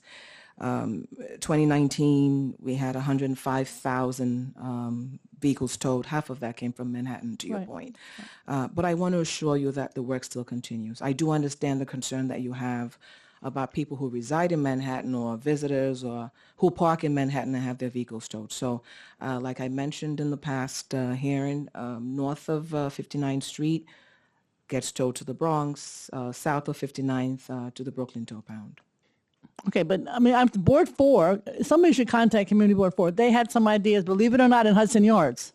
So I think you should look to talk to them and talk to some of the community boards. People want it to be in Manhattan. They feel like it's the right thing to do. So I'd like to have some further conversations. I can't believe that it's impossible. You could also rent some space in some of these private garages. That's another possibility. Thank you. This conversation should not end. We've got to find a place in Manhattan. Thank you. Thank you, Councilmember Brewer. I want to recognize Councilmember Justin Sanchez, who has joined. Next, we'll hear from Councilmember Millie and then Joseph. Yes, hi. Numerous questions have been already answered now. But regarding the tolls, could you tell me what percentage of toll vehicles are retrieved by owners and what percentage of the vehicles are auctioned? So I'll give you 2026 numbers. Year to date, 21,610 vehicles towed. So that's through 5/31. Only 767 remain on 3 lots across the city. Excuse me? 21,610 vehicles towed. 700 what? Only 767 remain as of 5/31. Why do you feel a lot of people do not pick up their vehicles? For various reasons. Some of them are illegal, and some of them, do you know how long it takes to find where your vehicle is?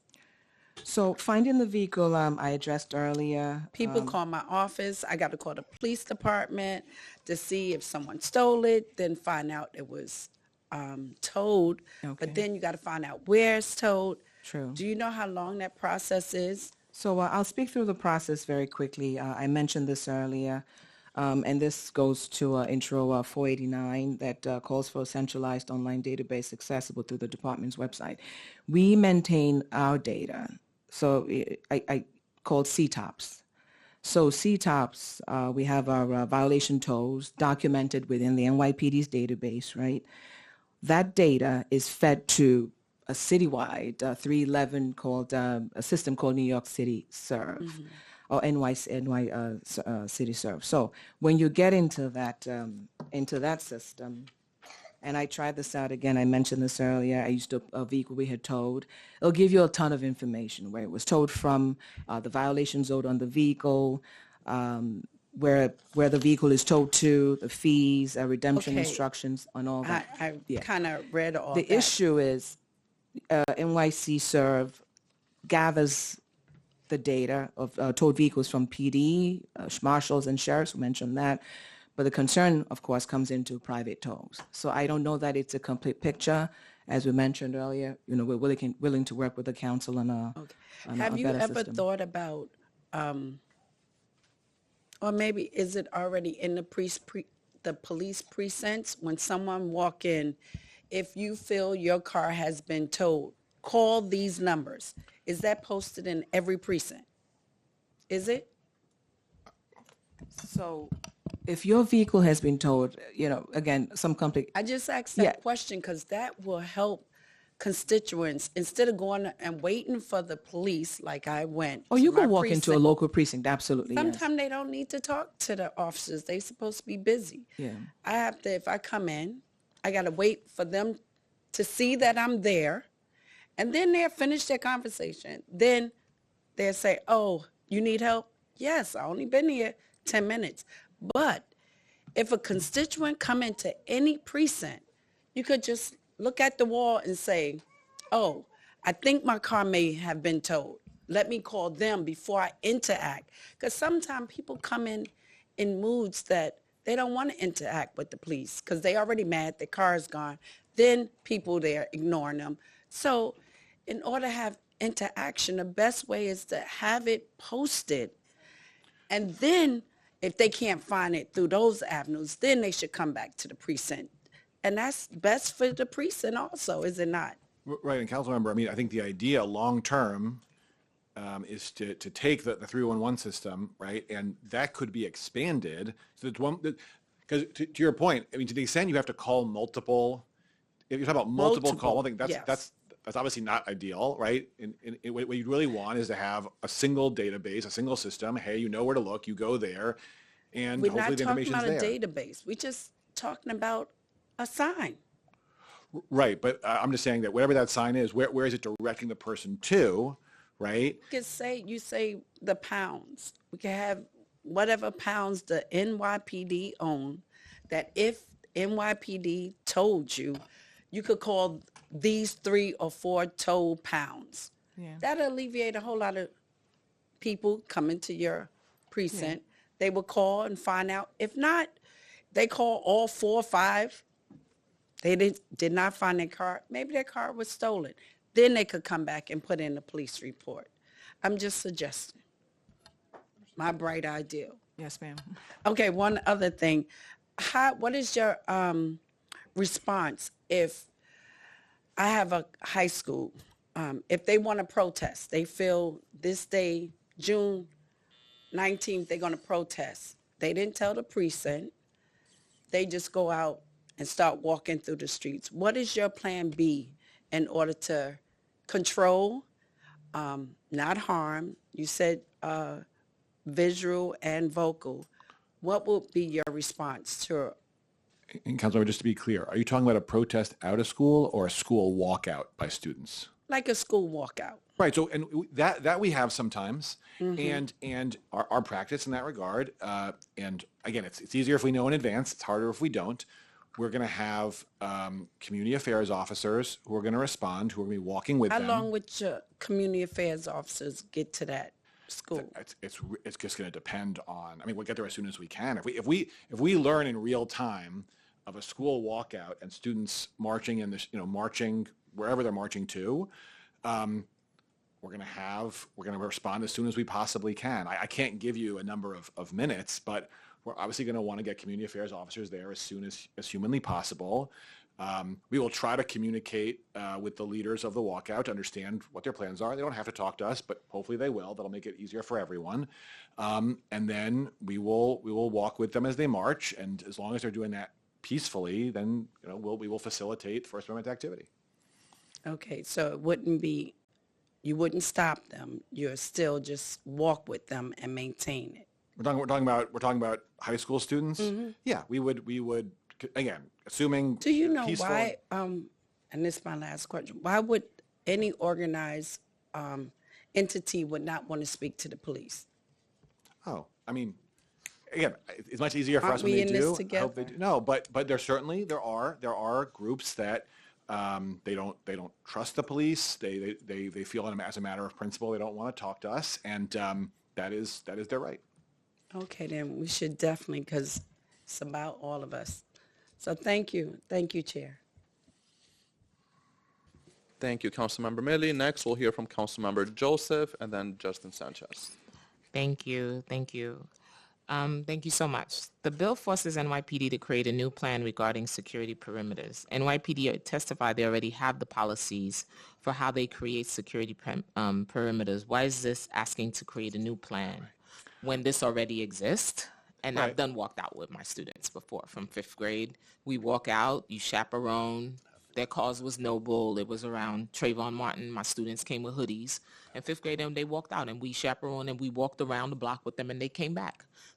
We tell young people to protest. We say this is a democracy. You got to use your voice.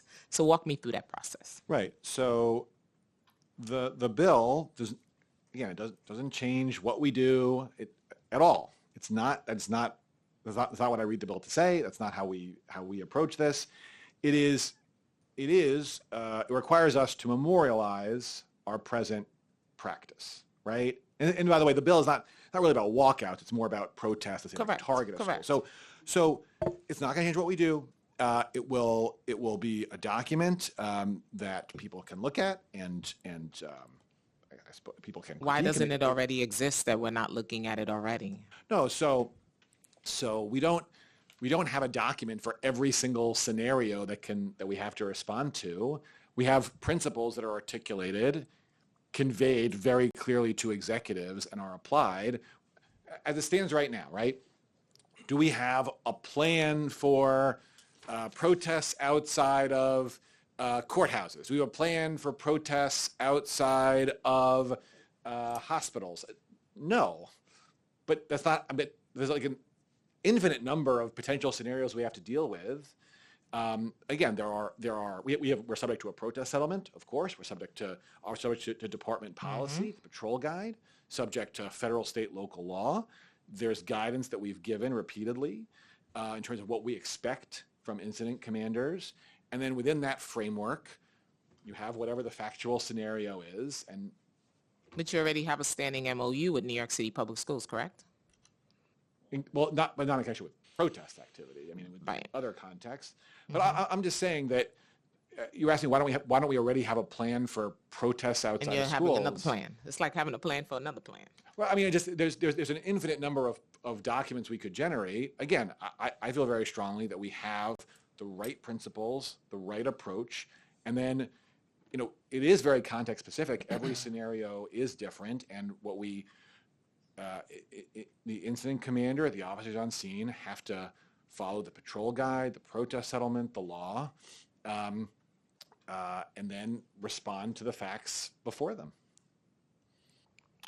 But you already have the MOU that cooperates the framework that includes a joint committee consisting of designee, the chancellor, the police commissioner, the mayor, and it creates a school safety community partnership committee to convene already.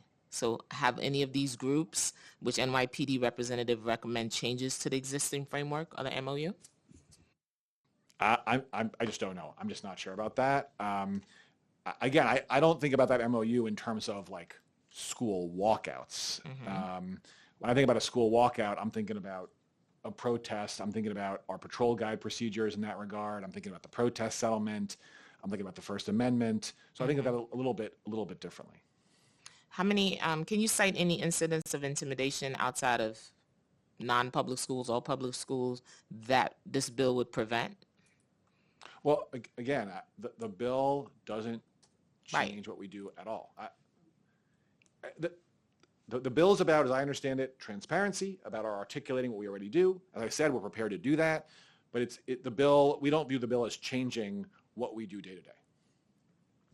It doesn't live anywhere already in your system on a website somewhere?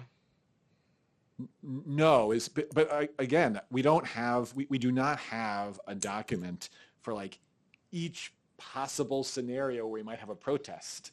There'll be a lot of documents. But again, the bill would require us to do that for certain types of educational facilities, and we are certainly prepared to do so. So the bill forces you to create a new plan. It requires us, it requires us to describe and put in words what we already do in these contexts. But you're already doing it, right? Yes. So why do we need this bill then? To tell you to do what you're already doing? It is calling upon us to describe what we already do. All right, I'm sure that my young people that are here disagree with us. This is very interesting. We should keep talking. How about non-public schools? How do you interact with that? What are your? I don't know that if we had a protest outside of a private school and it was blocking the entrance to that school, and blocking the sidewalk there, so students or teachers or parents couldn't get in and out, we would have to. They have to be able to get in and out safely. That's true for public schools and for private schools. And if someone was blocking the entrance, preventing, again, parents or students or faculty from getting in and out of a school off a public sidewalk, we would warn them that they have to move. If they refuse to move, we would take enforcement action. That analysis, again, public sidewalks outside a public school versus a private school, I don't think it matters. What about New York City public schools that are contracted, that are public school contracted, but not in public school buildings? We have that as well. But in terms of our analysis, if someone is blocking an entrance off a public sidewalk into any school, it doesn't change the analysis. Doesn't change it. Okay. Thank you. Thank you, Chair. Thank you so much, Councilmember Joseph. A few more questions. Going back to the shots fired bill, if we pass the bill, if we're able to work on the changes that you suggested, including the timeline for implementation, also potentially requiring that the reporting be done every month. We were hoping for quarterly, but okay. Quarterly, okay. Where can this information potentially be posted? Would you be open to doing it in CompStat or on the website, NYPD website? So if it would be posted publicly, I don't think it wouldn't be on the CompStat sheet. I think that's separate for a variety of reasons. But there's a lot of data that we put out quarterly, and we would incorporate into that system. So it would be available again with the various caveats that I mentioned. It would be available quarterly to the public. Okay, and also going back to the towing issue. So private tow companies are already required to provide notice to the NYPD when they tow a vehicle, right? Correct. That is correct. Is this happening? How often would you say that they're failing to provide notice? I don't have data for you on this. I will acknowledge it is definitely not perfect. Definitely an imperfect system. Are there private tow operators who do call in? Yes. Are there those who don't? Yes. That is surely the case. If you were to provide a ballpark, how bad is the issue? Would you say half of them are providing notice? I know it's difficult to determine, but if you were, based on the conversations you have. Chair, I don't want to guess. It would be truly a shot in the dark. I don't want to do that. It is hit or miss. And by the way, part of the problem is that really with private tows, if it's not a tow at the NYPD's direction, if they don't call us, we literally have no way of knowing that it happened. Right? Because it didn't, road tow, we're involved. DARP, we're involved. But a truly private tow that doesn't tell us, we have no way of knowing.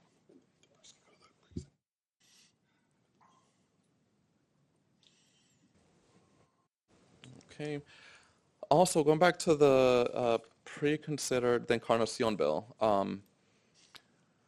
how many protests at educational facilities has the NYPD responded to in the past few years? And also, how do they compare protests at colleges versus K through 12?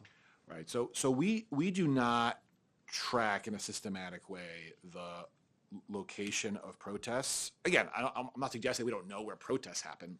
We do. And so, any particular protest operations is going to have data about that. But we don't have like in a systematic way, like, oh, here's good data on the location of protests. I also will say it's not a simple thing, right? Because are you talking about, there are protests that target a particular location, right? They're protesting at X location.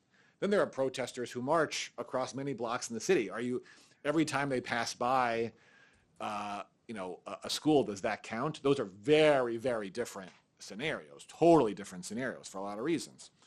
I will say, and this is not data-driven, just experience over the last few years, we certainly, and this is particularly in 2024, we had a lot of protests outside universities. There was a lot of that.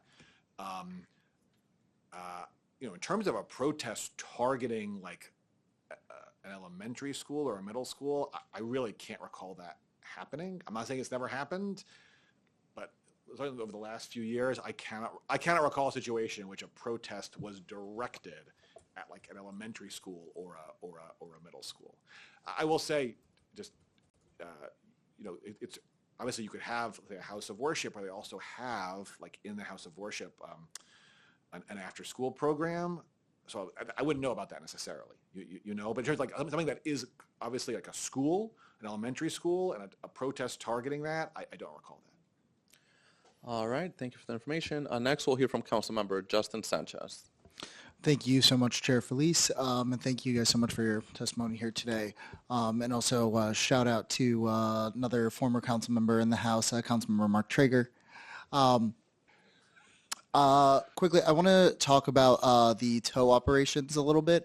I wanted to know what processes does the department go through to close 311 requests for illegal parking?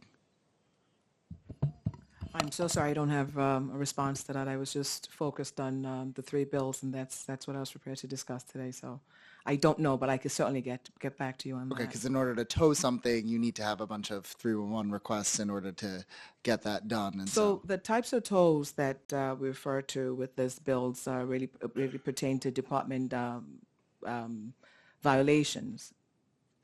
So these are vehicles that already have violations on the street. We tow, we take to the pound, that type of thing. So I don't have a response to that.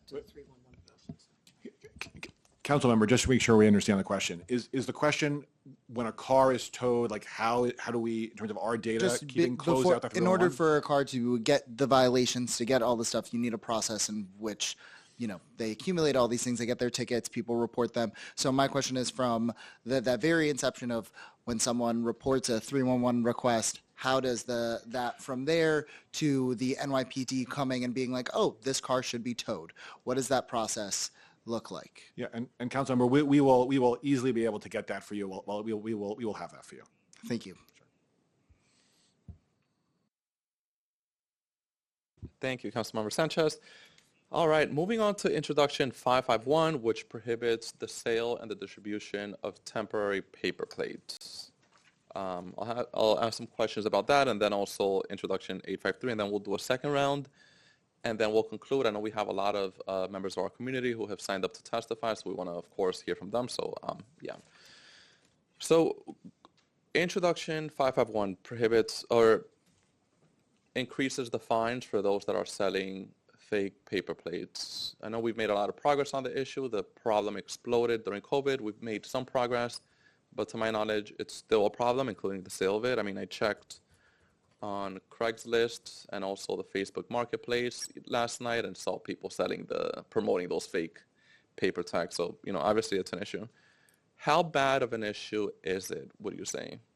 We've made progress, but how much of an issue is it still to date? So the online process, as you described, is very difficult for us to police.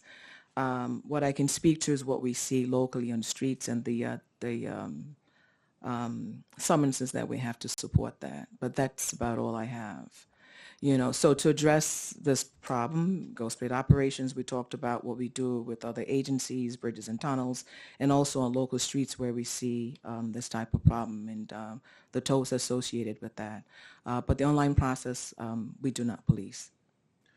What are the current consequences for selling fake paper plates? So I mean, yeah, well, no. So you have in the VTL, you have a criminal offense, right? So in VTL 392A, so a person knowingly sells or offers to sell false, fraudulent, or stolen a variety of things, including license plates. It's a misdemeanor as a first offense, felony as a second offense.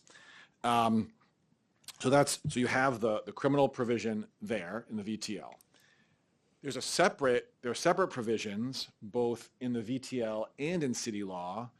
It's a separate issue, but of people selling stuff to using things to obscure their plate, right? So that's a VTL violation, right? If you it's a separate issue, but I think important, and I think covered a little bit what you're talking about is the license plate's a real license plate, but you obscure it. Doing that as a VTL violation, subject to fine. And there's also a provision in city law that imposes civil penalties for those who provide or sell the materials that you use to obscure your plate. So there are consequences, and as the chief said, I mean, this has been a priority for the department for some time. We are doing these enforcement operations at a very regular clip. You have the Q teams doing this in response to 311 complaints. So it is something that we are very focused on and take incredibly seriously. Yeah, and as we know, people use fake paper plates for many reasons. Many of them want to be able to get on the road and engage in reckless driving, speeding, running red lights with very little to no accountability. What percentage would you say are individuals using paper plates to engage in criminal activity? I don't have data on that. I think that also might be hard data to have, quite frankly, right? Because what you're going to is sort of like their motive, right? And obviously we're going to do enforcement whatever the motive. If you have fraudulent plates, or you're obscuring your plates, we're going to take action whatever your motive might be. As you said, there's a range of possibilities. None of them good, but there's a range. I don't know that we would really have data on that. Based on the incidents of violence that we've seen in our city, including issues related to gun violence, is ghost cars something that we continue to see involved in these violent incidents?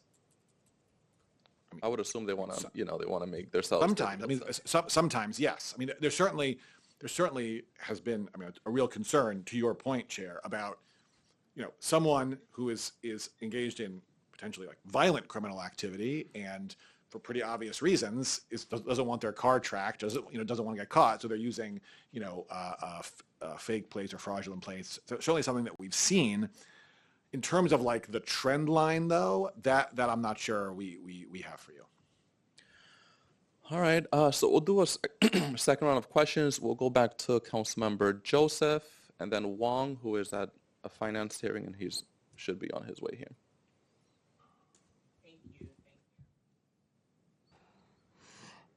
Does the NYPD have any examples of instances where a student-led assembly has prevented someone from accessing an educational facility?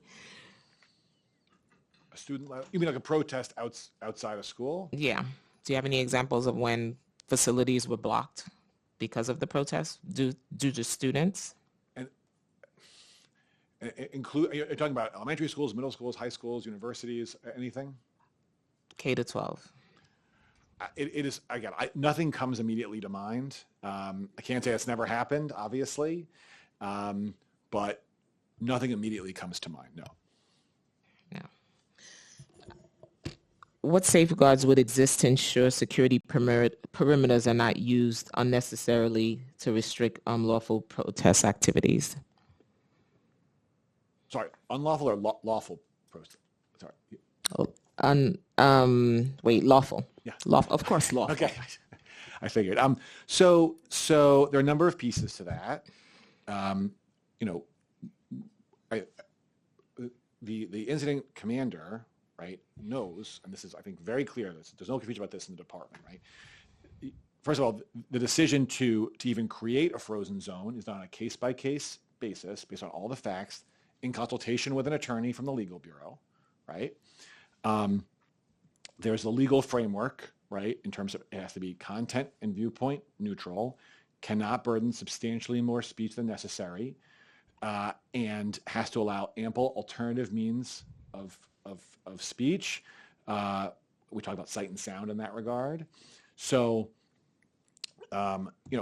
even in a situation in which, okay, we've got a real, concern here, problem in terms of obstruction of an entrance, we're going to do a frozen zone.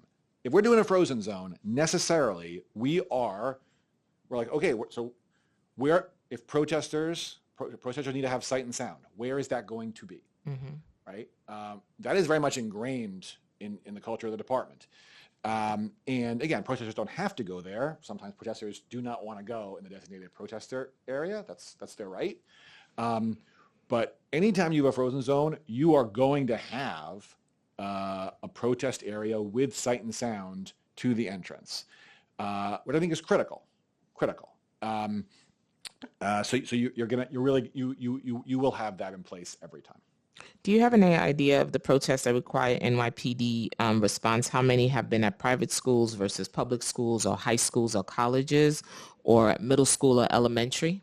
I don't have that data for you. And again, we have not been tracking in a systematic way, like the location of the protest in the sense that we would have data that we would be comfortable using. So that's not really the way we've tracked it and thought about it. Apart from rallies and protests, what other security-related event might affect the school? I mean, a few things. I mean, for starters, you could imagine a situation where, because of some potential criminal activity, there's an emergency, and we're concerned there could be some danger to a bomb threat. Yeah, be like that. Part of. I'm sorry to say, but like there are situations like that, and we would take this. Now we're talking about obviously a potentially incredibly dangerous situation, an exigency, and we would take the necessary steps to keep people safe. And you can imagine a situation where we would have to immediately freeze some area to ensure the safety of everyone involved. That certainly could happen. Is there any component of a community engagement piece in this? How is community engaged in this process? So, I assume you mean in the protest context, not in the in other words, if there's some true exigency, emergency, like a bomb threat, we're going to move immediately. And, obviously we want to communicate responsibly as we can, but we're dealing with an emergency situation. In the protest context, community affairs officers are reaching out to the relevant stakeholders. And that's happening every time, right? So you have a protest outside, let's say a school, community affairs officers are going to talk to the leadership of the school. They're going to try to talk to the leaders of the protest. Sometimes that's a very productive dialogue, sometimes not, but they're always going to try. And that's happening, by the way, that's happening before the protest. It's happening during the protest. Right? Community affairs officers, and this is consistent with the protest settlement, right, serving as protest liaisons. That's all about having that dialogue, or doing our very best to have that dialogue. Mm-hmm. Thank you, Chair. Thank you. A few questions about frozen zones and the security measures that we're talking about. I know we've been talking about it in the context of the educational environment. Just curious, unrelated to the educational facilities, but still in the context of security measures. The NYPD is taking security measures today at the Madison Square Garden, the same measures that it did when the president was in visiting the city. Why are we taking the same security measures? Well, I we're not the right people to speak to the particulars of what we're doing today, and I don't know to what extent it's identical. We are certainly taking significant security measures this evening in the interest of public safety, and given the challenges that we have had until this point post game, which are quite serious, and of course people. Hopefully the Knicks win and people celebrate. People are able to celebrate and celebrate peacefully, safely for everyone, safely for other people celebrating, safely for police officers, and we are trying to do our very best to act responsibly to make sure that people can celebrate in a safe manner. And I know we're obviously taking it one day at a time, but is the plan to have similar security measures at future games? I know I really can't speak to that. Okay. So a few more final questions on introduction 843. I don't see anyone signed up, so I'll ask some questions and then we'll conclude if no one else signs up for questions. So 843 by Councilmember Stevens, which will create a program to provide public notification of school emergencies. What role does the NYPD currently play in notifying school officials, parents, and the public during school emergencies? Right. So you know, in the public school context, obviously we have an entire school safety division, as you know, and so we're in dialogue with schools. And if we have some emergency in a school, you know, again through school safety and otherwise, we're going to be in dialogue with the leadership of the school. And my understanding is that DOE has its systems for providing notification. We're certainly not the experts on that, but they certainly have mechanisms for communicating with parents.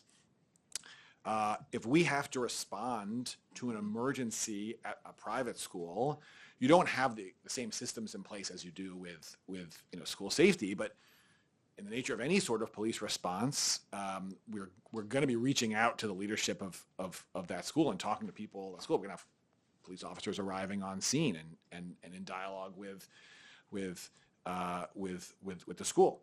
So again, it's more formalized in the public school context because of the school safety division, but then in the private school, as with other institutions, if we're responding to the scene, we're going to be talking to leadership on scene.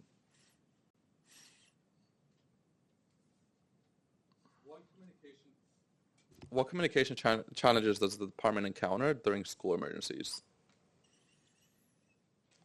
I'm not sure we're the right people to really answer that question. Yeah.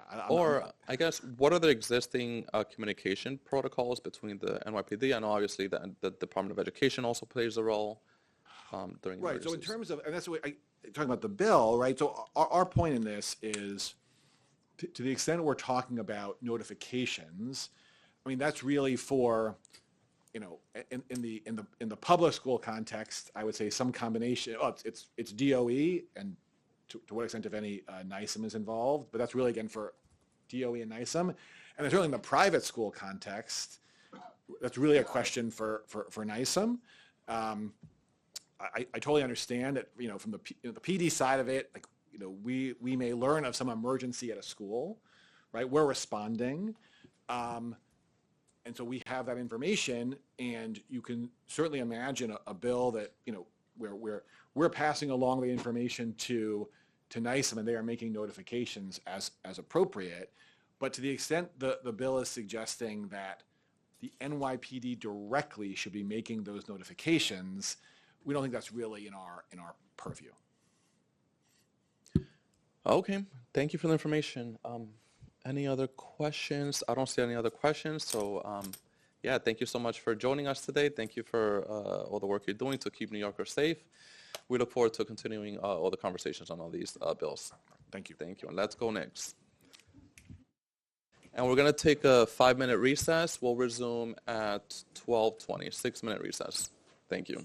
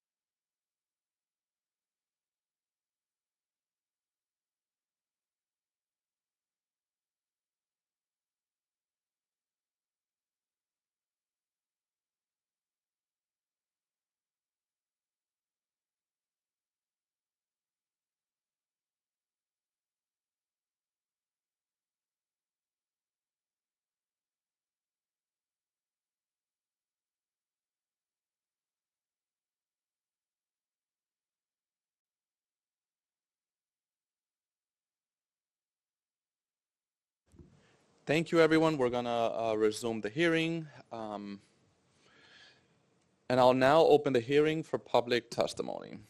I remind members of the public that this is a government proceeding and that decorum shall be observed at all times. As such, members of the public shall remain silent at all times.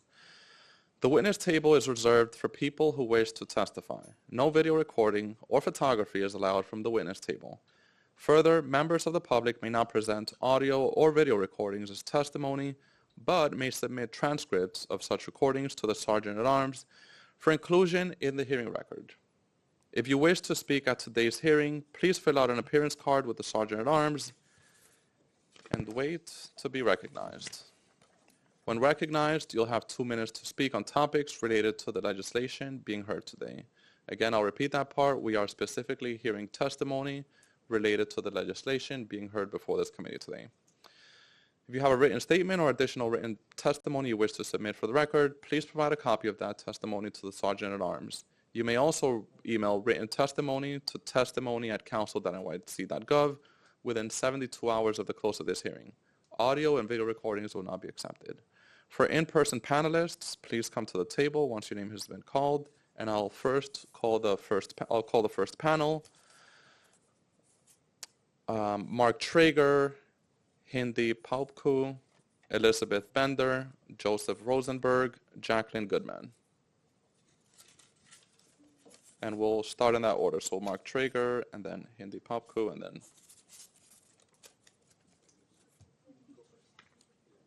good to see you all.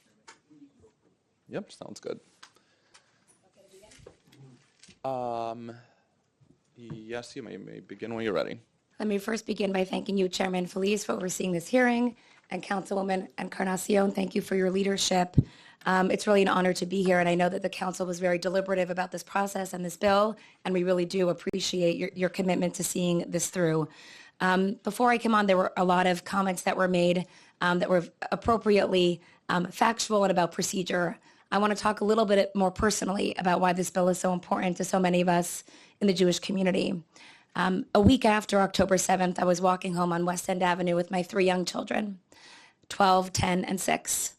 A pack of teenagers passes us by, and they yell at my kids, should we kidnap the boy or the girl? And I shared this story with you because across New York City, we are seeing our children being yelled at and intimidated. We very much uphold the right to free speech, to protest. We're often the ones protesting ourselves. But when we drop our kids off at school, it would mean a lot to know that at least here, they're safe. You got this done with respect to our houses of worship. It went a very long way. And we hope that today and after this hearing, we can get this done for our schools as well. Thank you for your leadership. Thank you. Thank you, Mr. Chairman, Chairman Feliz, dear friend, and Councilmember Encarnacion. Thank you for leadership, and to all the council members, staff, folks who are present. This is personal for me. I have tremendous respect for this esteemed body and for this institution.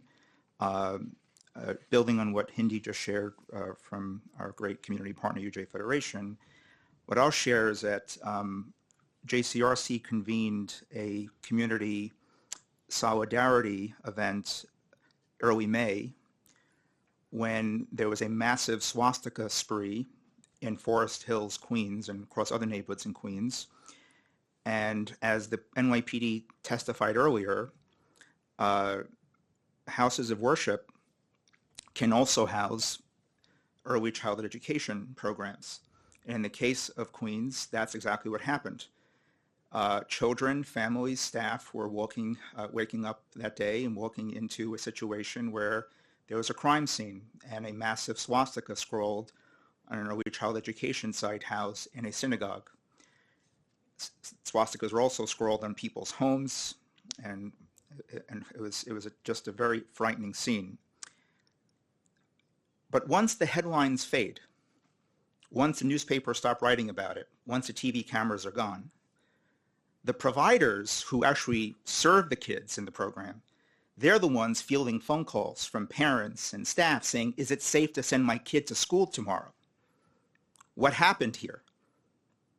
And providers are being now inundated with questions on a routine basis. Is it safe to send my kid to school? What's the plan? And I think, Mr. Chairman and to members of the council and staff, this is an issue that has exposed a gap in our transparency structure. Because I'll remind folks that between DOE and NYPD, there is a MOU, Memorandum of Understanding, that governs the relationship between DOE and NYPD. But over 60% of early childhood education programs in New York City are not housed in DOE buildings. They're housed in community-based settings like houses of worship, to which there is no MOU. There is no transparency like there is for DOE buildings. And so in my strong, humble opinion as a former teacher, former chair of the Education Committee, I believe that transparency makes people more safe, not less safe. I think having more understandings about what's the plan, it's not just about protest, even though obviously we must respect the First Amendment. People have a fundamental right to protest, but we have no fundamental right to intimidate anyone. But it's not just about protests. It's about what if there's an incident at the site, whether it's a swastika, whether there's some disruption. People ask rightfully, what is the plan? We don't know because, and NYPD said there's not enough data because there's no requirement to collect data. That's why the council members pass bills to get transparency. So I just want to say, at its core, this legislation is about fundamental transparency. Parents, educators, providers, protesters, everyone deserves clarity about safety plans when disruptions or security incidents occur. Transparency makes us more safe. It helps protect our kids, our critical stakeholders. And I truly appreciate the leadership of this council for being deliberative, being very thoughtful about this process, and exposing a real transparency gap that exists in the system today. Thank you, Mr. Chairman. Thank you. Hi, good afternoon. My name is Liz Bender. I'm the policy counsel with the criminal practice at the Neighborhood Defender Service of Harlem, Public Defender Office serving Upper Manhattan. NDS opposes this bill because it does not achieve the transparency that we've heard many people talk about today. General Counsel Gerber mentioned many times that what he viewed the bill in its current form as doing was requiring them to report on what they're already doing. But that's not what the plain language of this bill does. It requires them to propose a plan. Propose means show us something new.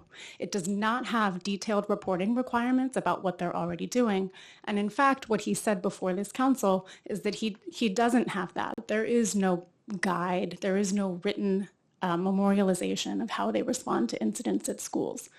He also could not point to a single incident at K through 12 schools where there has been any incident that where they've had to respond, right, to a protest activity in K through 12 schools in the way that it's contemplated in this bill.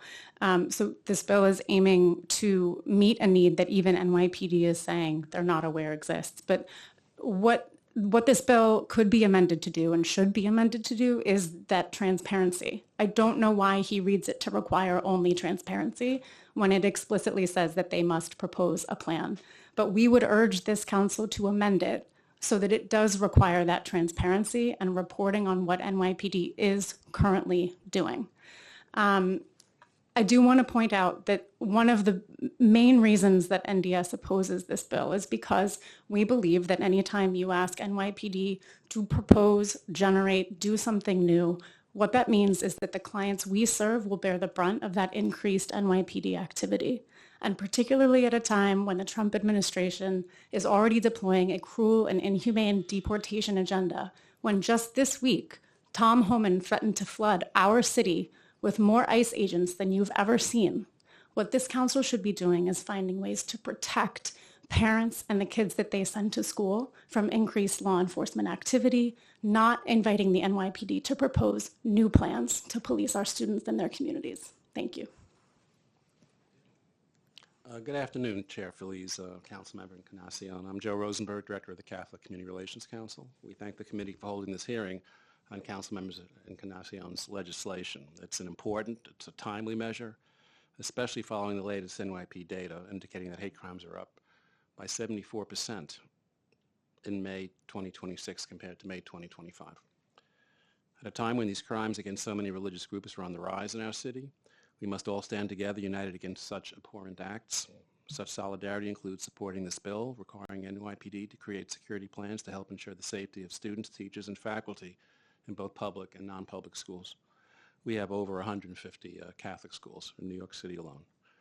Students, teachers, and faculty must not be placed in a situation of being harassed, intimidated, or physically obstructed by demonstrators, and parents as well need to be assured that their children in their schools are entering a safe haven, and that these schools remain a place for learning and not a place for fear. The legislation requires the NYPD to submit plans to the mayor and the council to post them on the agency's website. Plans include the criteria for when the security perimeter should be used and for what duration. The steps taken to ensure the perimeter does not infringe on the right to free speech and assembly, communication with the administrators of both public and non-public schools and the community to understand their needs and concerns, and finally, a point of contact for the general public.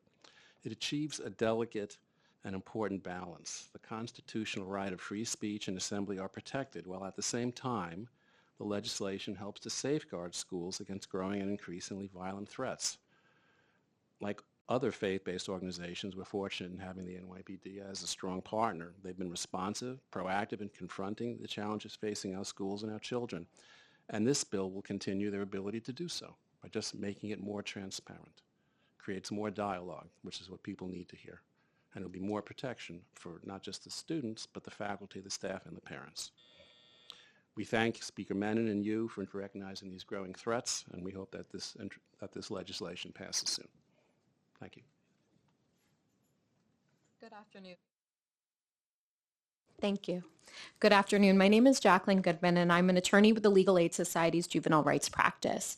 We represent over 30,000 children in family courts across the city each year, the vast majority of whom attend the very schools targeted by this bill. I'm here today to speak about our opposition to this legislation.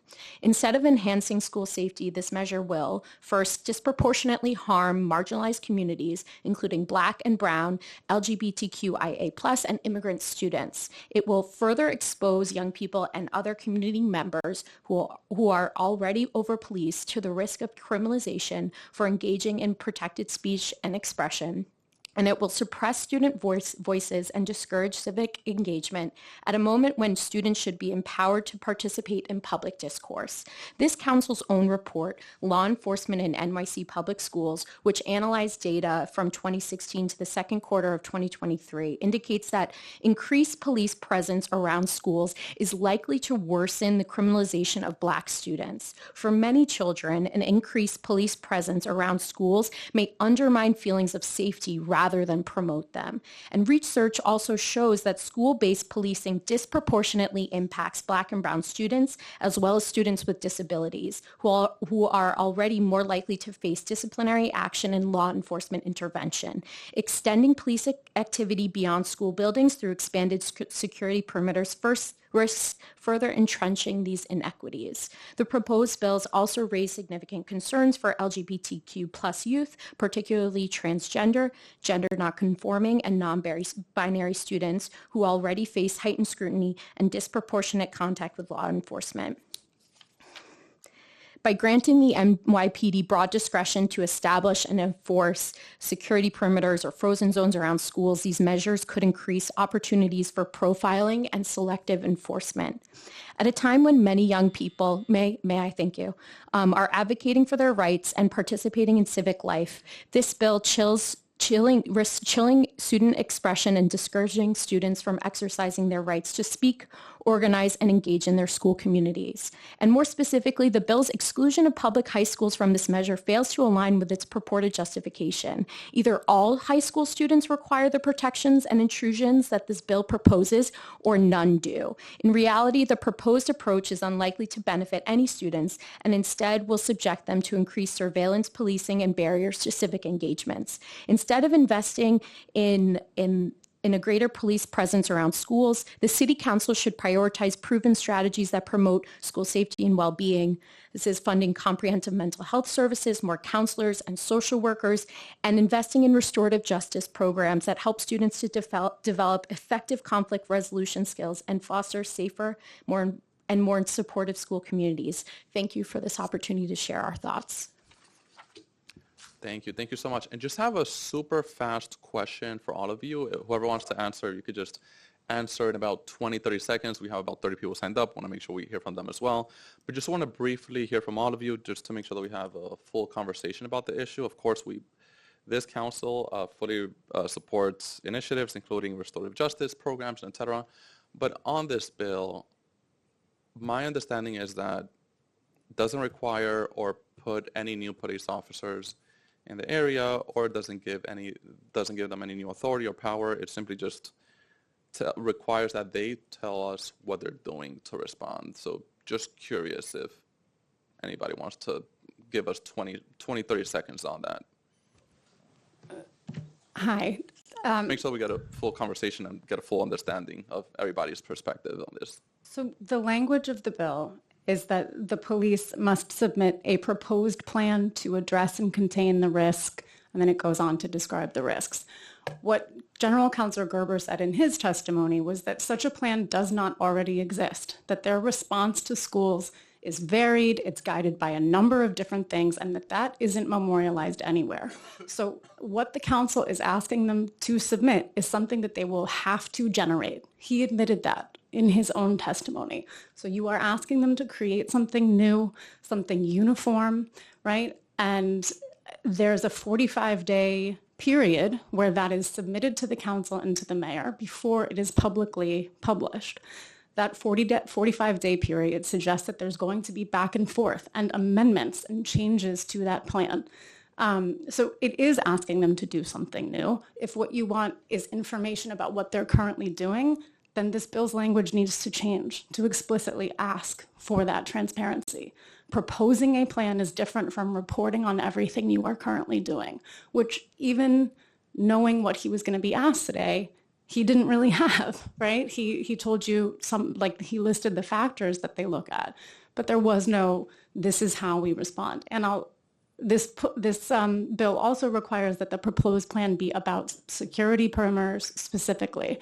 It's not tell us what you're doing to respond to protests in schools. It's give us a plan about security perimeters specifically. So it is, I disagree with the characterization that this is a transparency bill. There is a transparency bill that could be the result of an amendment process starting from here, but we're not there right now. Okay. Thank you, Mr. Chair.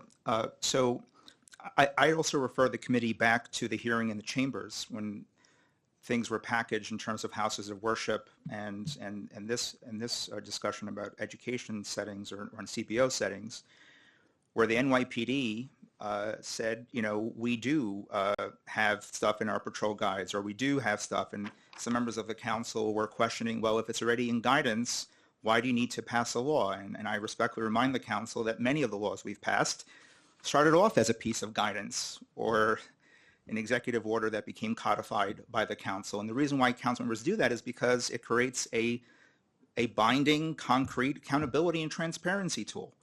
And as I mentioned earlier, when it comes to DOE buildings, there is an existing written memorandum of understanding between DOE and NYPD. And that's already on the books, it's written. But the majority of our early childhood programs are not in DOE buildings because of insufficient space. So therefore, we rely on community organizations, whether they're houses of worship or settings, to house these programs.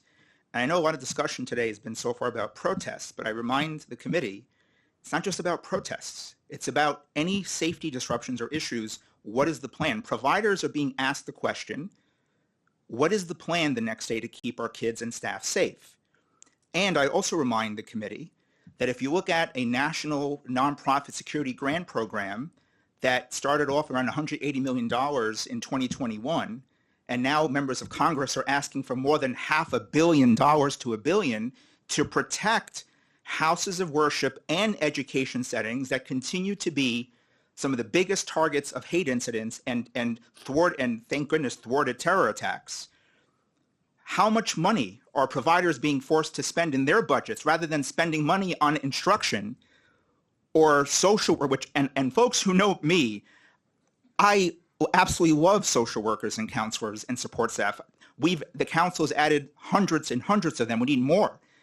But how many providers have to spend money from their own budgets for additional private security because they don't have the resources to keep their stakeholders adequately safe? So this bill fundamentally, in my opinion, will say to the NYPD, if it's in your guidance, make it public. Also, the bill calls for, as a mechanism that says there's a draft proposal, there's input for the council and stakeholders to finalize it with stakeholder input. To me, it is about transparency. When you don't have transparency, Mr. Chairman, that's when communities are actually less safe. And that's my take. Pass the mic. I concur with Mark. I concur with Mark too, but just also to add, there is a plan. The NYPD knows what to do in instances like this. This is sharing it with the public, so we know as well. People are missing that point. So I would join with my colleague from Neighborhood Defenders, and I would just also mention that there are already criminal laws that address alleged harassing and violent conduct outside of educational institution, and a law requiring the creation of security perimeters, even while requiring the police to take steps to ensure that the zones don't curtail protest rights, is not necessary when there are alternatives to achieving the stated purpose of safety, particularly when it infringes on people's freedom of expression. So I think drawing the police's attention to these sites and saying you must do a plan, similar to what my colleague said, I think especially in the context of the students that attend these schools that are already over-policed, that are part of these marginalized communities, I think it does set up a very clear likelihood that there could be over-policing and these youth could be placed at risk. All right, sounds good. Thank you so much. Thank you, everybody, for testifying today and for your perspective.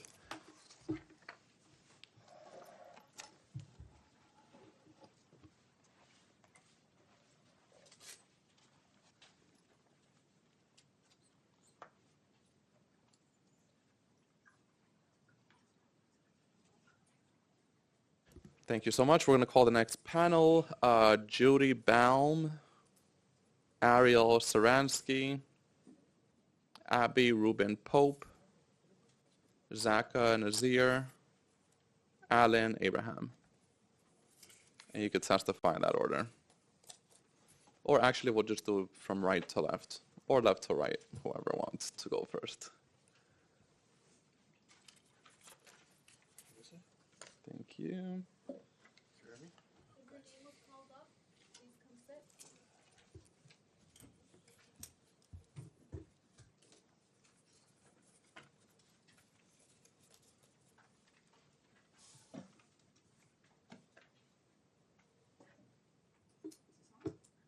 You'll have to press it. You could begin when you're ready.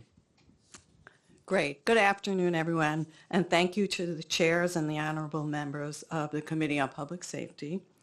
Thank you for the opportunity to testify here today. My name is Judy Baum, and I'm co-chair of the Government Affairs Committee for the Jewish Community Relations Council. JCRC New York is the preeminent convening group of New York's Jewish community.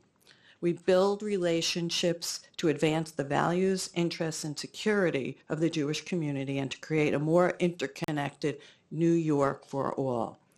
We speak in solidarity as members and leaders of New York's Jewish community to urge support for the preconsidered intro concerning a local law to amend the administrative code of the City of New York in relation to a plan regarding security perimeters adjacent to educational facilities.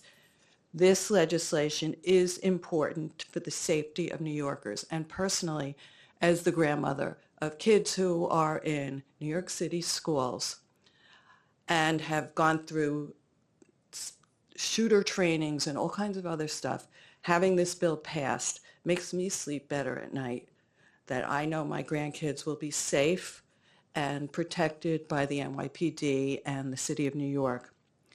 So we believe that educational facilities for children should not be places where movement to or from is restricted by protests. Students, faculty, and staff should not be intimidated, as Mark Traeger said, or physically obstructed from their educational facilities, classrooms, and campuses must remain safe spaces for learning, free from intimidation, so that our kids can exercise their fundamental right to peacefully express themselves without fear. In addition, I was a kid who was protesting against the Vietnam War. And I remember all of the stuff that we went through, and we need to keep those protesters safe. I have to wind it up right now. Okay, well, I'll just say thank you so much, Chair, and the committee. And as she suggests I call her Council Member Elsie. Thank you so much. Thank you. Thank you, Chair and members of the committee. My name is Alan Abraham. I'm a New York City resident and the Director of Organizing at the People's Plan, and I grew up through the New York City school system as well. I'm here today to oppose the bill as it's currently written and urge the Council to amend it to actually make it a transparency measure. Instead of advancing the bill in its current form, the Council should amend it to require that the NYPD publicly disclose and regularly report on its existing policies and procedures for responding to protests around schools. Any amended legislation should also explicitly affirm the protections established by the 2024 protest settlement and safeguard First Amendment rights under both the federal and state constitutions. Supporters of the bill haven't identified a single instance of students being harassed or threatened by protesters outside of schools that would justify the creation of new security perimeters. Rather than improving safety, this proposal risks discouraging students from exercising their own rights to speak out against injustice while increasing opportunities for policing and criminalization of Black, brown, and other marginalized communities. So for these reasons, I oppose the bill as it's drafted. The city doesn't need a new protest-related security plan, expanded police authority, or security perimeters around schools. Protest in itself is not a security threat. Requiring the NYPD to develop new operational plans for protests near educational facilities also risks undermining the 2024 protest settlement, which was established in response to NYPD's treatment of Black Lives Matter protesters in 2020 and requires police presence at demonstrations to be minimized whenever possible. Thank you. Thank you, Chair Feliz, for the opportunity to testify today on legislation regarding establishing security perimeters adjacent to educational facilities. Thank you also to Councilmember Elsie Encarnacion for spearheading this legislation and for your leadership and commitment to protecting New Yorkers. My name is Ariel Savransky, and I am the Director of Government and Community Relations at the 92nd Street Y. While 92nd Street Y is not explicitly covered by this legislation, we strongly support its goals. As an institution that serves thousands of children, families, and lifelong learners each year through educational programming, we understand the importance of ensuring that students, parents, educators, and staff can access educational facilities safely and without intimidation. Across New York City, schools and educational institutions face an increasingly complex security environment. According to ADL's 2024 audit of anti-Semitic incidents, New York State recorded more anti-Semitic incidents than any other state in the country. These trends have heightened security concerns for many institutions that serve children and families. At 92nd Street Y, we have experienced firsthand how demonstrations can affect access to community and educational spaces. Earlier this year, during our annual State of World Jewelry address, patrons entering the building were met with drums, flags pushed into their faces, and shouted insults. This did not only impact event attendees. Families arriving for children's programs, students attending classes, and other community members using our facility were also forced to navigate that environment. Students, parents, educators, and staff should be able to enter educational facilities safely and without intimidation. Establishing a transparent framework for evaluating and implementing security perimeters when necessary will help protect access to education and ensure that schools have appropriate tools and protocols available when circumstances warrant enhanced security measures. Thank you to the New York City Council, Council Members Elsie Encarnacion and Dinowitz, and Speaker Menon for thoughtfully proposing ways to combat anti-Semitism and other forms of hatred and strengthen protections for educational facilities. We look forward to continuing to work with the New York City Council to ensure that New Yorkers feel safe in their communities. Thank you. Chair Feliz and members of the Committee on Public Safety, my name is Brandy Rubin, and I am proud to serve as the Deputy Regional Director for ADL's New York and New Jersey region. I am pleased to be here today to testify in support of legislation sponsored by New York City Council member Elsie Encarnacion, which would require the New York City Police Commissioner to develop and implement a plan that would allow for the establishment of security perimeters around most K-12 educational facilities across the city in appropriate cases, thus creating safe access zones to help protect individuals seeking to enter and exit from experiencing physical harm or targeted harassment and obstruction. This bill is a critical piece of Speaker Menin's 5-point action plan to combat anti-Semitism and strengthen community safety, which ADL proudly supports. Unfortunately, New York faces an unprecedented crisis of anti-Semitism that demands immediate action on multiple fronts. ADL carefully tracks and responds to anti-Semitic incidents across the country, and according to our 2025 audit of anti-Semitic incidents, New York State recorded 1,160 anti-Semitic incidents, the most of any state in the country. This represents 18% of all anti-Semitic incidents nationwide, and most alarmingly, 74% of all documented incidents in New York State took place across the 5 boroughs of New York City, which was a new record. My team and I respond to anti-Semitic acts every day and understand this work firsthand. Our data shows that K-12 schools have unfortunately become hotspots for anti-Semitic incidents. By our count, in 2025 in New York City, we documented 91 such incidents, and that is just what was reported to us. Councilperson Encarnacion's legislation carefully balances the rights to peacefully protest and engage in free speech with the need to protect public safety. Today, we join the chorus in supporting this common sense legislation to ensure safe access to K-12 educational facilities across New York City and all of Speaker Menin's 5-point plan. We urge this committee to give introduction of T 2026-2052 a favorable report. Thank you. Thank you. Thank you so much for your testimony. Next, we'll hear from Jasira Champion, Brandy Katz-Rubin, Scott Richmond, Stephen Wheel, and Ro Pena. I'm Brandy Rubin. You called me Rubin before, so I came up. Oh, okay. So I don't know if I was in it.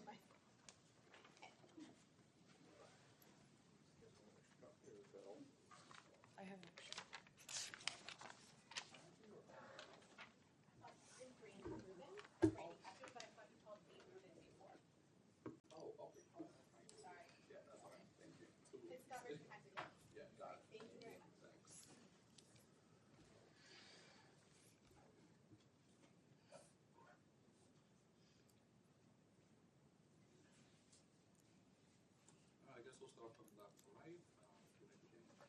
We'll start from left to right. You may begin when you're ready.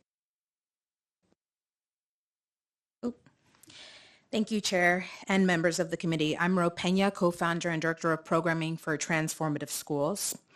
At TFS, I advocate for improving the lived experience of trans and non-binary youth and the educators who support them.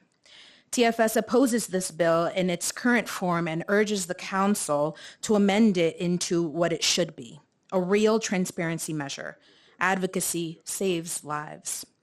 Through organizing, TFS helped build Aunties for Liberation, which pushed Community Education Council 2 to rescind a resolution undermining protections for trans youth. We also organized 2 rallies that brought together more than 10,000 supporters. That happened because people had the freedom to organize, not because they had a permission slip from the NYPD. And that's the problem with this bill. It assumes protests near school are a security threat requiring police perimeters, but where's the evidence?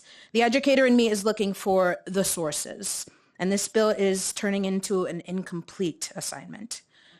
There's no record showing K-12 schools are being targeted in a way that justifies this response. This bill creates a solution without demonstrating a true problem. Meanwhile, it gives the NYPD broad authority with no public input, council approval, or meaningful accountability. That's a lot of power for an unproven issue. And we know that broad police discretion is rarely applied equally. Measures that expand surveillance, enforcement, and restrictions on public participation often fall hardest on the students who are already most marginalized. I was one of those. Trans youth, Black and brown students, disabled students, immigrant students, and the families and advocates who show up to defend them. These are the communities most likely to rely on public advocacy when institutions fail to protect their rights. Schools have always been part of movements for justice. For many young people, protests aren't a disruption of democracy. They're how people learn to participate in it. Restricting advocacy near schools risks sending the message that civil engagement is something that needs to be managed and controlled rather than encouraged and protected. The assignment is simple. Amend the bill, require the NYPD to disclose its policies, and affirm that First Amendment protection. If the goal is transparency, let's show our work and stick to the assignment. Thank you.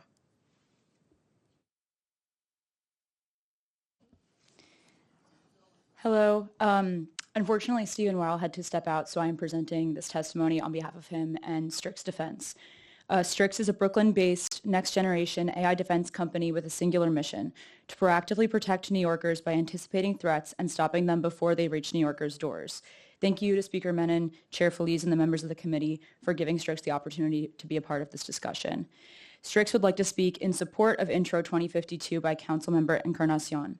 Strix believes this legislation addresses a growing reality. Threats to our schools are no longer theoretical. They come in many forms, including targeted violence, harassment, intimidation, hate-motivated incidents, and disruptions that create fear among students and families. The need for proactive planning is clear. A June 2026 NYPD report shows that hate crimes remain a significant challenge across New York City, with anti-Semitic incidents continuing to account for the largest share of reported hate crimes. While felonies and other crime rates have dropped, hate crimes continue to rise. These incidents are not confined to any one neighborhood or institution. They affect schools, houses of worship, community centers, and the families who rely on these places as safe spaces. Over the past several years, there has been an alarming rise in threats directed at Jewish schools, synagogues, and community institutions across the country.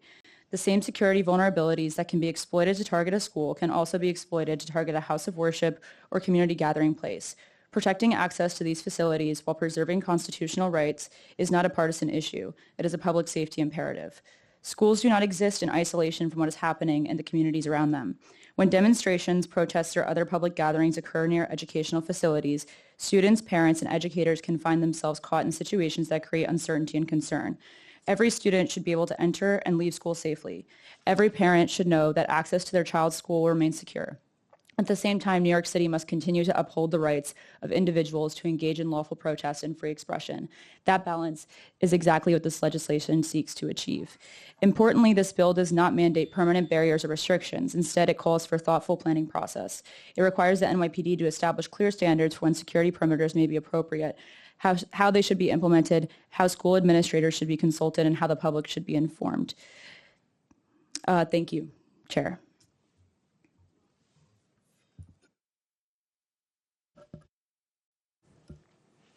Hi, my name is Jasira Champion, and I'm here to speak to you guys today regarding a personal matter regarding public safety. I am a member of the public. Thank you all for taking the time to listen to me. After exploring multiple avenues, seeking for the local authorities and other government agencies and offices to hear my voice and take heed to my cries for help to no avail, I am here today as a proud American citizen in need of someone to stand up and do the right thing. Public safety is a fundamental priority to maintaining a livable and functional society for everyone in our communities. For an extended period of time, my safety and privacy has been stripped away from me, and the police have continuously undermined and dismissed my desperate pleas for help. There's a loss of genuine care and concern for other human beings when that very thing is what helps us thrive and prosper in our communities. I've made several calls, sent numerous emails, made reports and complaints, and I am still dealing with a very difficult situation that no one seems to have the answers for or even seems to care enough to take any action. The police are supposed to protect and serve, and the government has a duty to ensure the safety and well-being of its citizens. Yet here I stand alone with my back against the wall. If there's anyone here that is proud to advocate and support the people of this city, please take the time to speak to me and offer your assistance in any way possible. I would be extremely grateful for the chance to finally be able to live a normal life again. I've made efforts to do so by contacting the Department of State, the Department of Homeland Security, the FBI, the Queens District Attorney's Office, the Department of Health, the Civil Complaint Review Board, and of course the NYPD's 101 precinct. I am a citizen, a member of this society, and it should never be this difficult to find just one person who cares about my safety. Thank you. Thank you so much for your testimony. I'm going to give...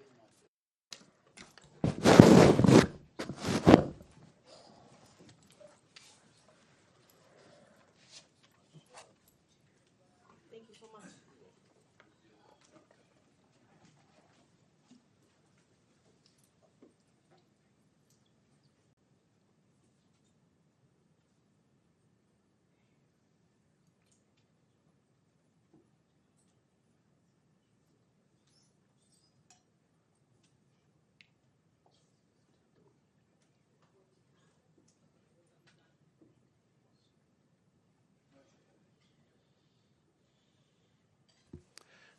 Thank you so much, everyone, for the patience. The next panel, Naila Awan, Janice Chong, Anna Maria Aguirre, Ariana Misha, and Jaretti Valera.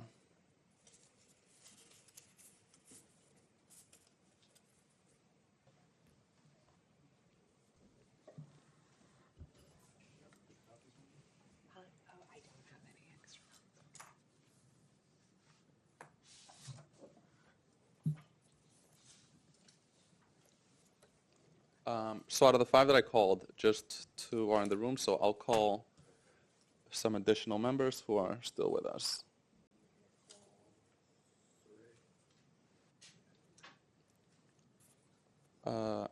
Andrea Ortiz, Rashida Brown Harris, not here. Seth Severino. We'll take 2 more.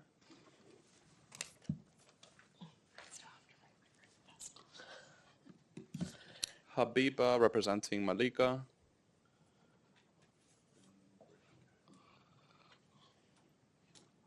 Brittany Kaiser.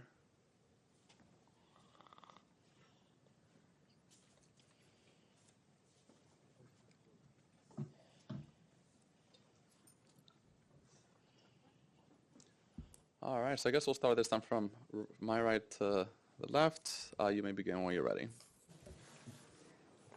Thank you. My name is Naila Awana. I'm the co-director of policy at the New York Civil Liberties Union. I'm here today to oppose the new security perimeter bill being considered and express extreme concern at the speed at which this bill is being advanced and that the hearing is happening today on a day when many of our advocates who've been engaged in this fight for so long are having to also split their time between testifying on the budget. While the pre-considered bill narrows the definition of educational facility, no other elements of the bill have changed. It was not amended in any way to address the very real concerns that over 100 organizations representing a wide variety of constituencies, as well as educators, students, and community members have expressed. As we heard from the PD earlier today, there's no record of incidents outside the covered facilities that the bill is designed to effectively address. Instead, this bill will encourage increased law enforcement presence outside of our city's schools, helping to fuel the school-to-prison pipeline and undoubtedly being disproportionately enforced against Black, Brown, and LGBTQIA students. And in a city of immigrants, and at a time when we are seeing an inhumane deportation agenda being advanced by the federal government, increasing law enforcement presence at schools is likely to only fuel fear among our immigrant community members. And while the council has talked about this bill and its precursor as being purely a transparency measure, that is simply not the case. The bill frames the right to protest, a right at the very heart of our democracy, as a security threat. It requires the NYPD to craft a proposal for the deployment of security perimeters around schools and then gives 45 days for back and forth between the PD, the speaker, and the mayor before the plan is even made public. It does not recognize that there's numerous response tactics at the NYPD's disposal, of which security perimeters are only one. And it does not ask the NYPD to disclose how it weighs the circumstances and rights at play when determining a course of action, and does not recognize that security perimeters will not always be an appropriate or constitutional response. If the council is insistent that it wants to truly pass a transparency measure, there are clear pathways and amendments to accomplish this. It's shocking that the council has chosen to reintroduce a bill that fails to address the bulk of the concerns that have been consistently raised, and we ask the council to pause any further movement on this bill until an array of stakeholders have been properly engaged, and ask that at a time when the federal government is trying to stifle a protest, our city does not proceed down the same path.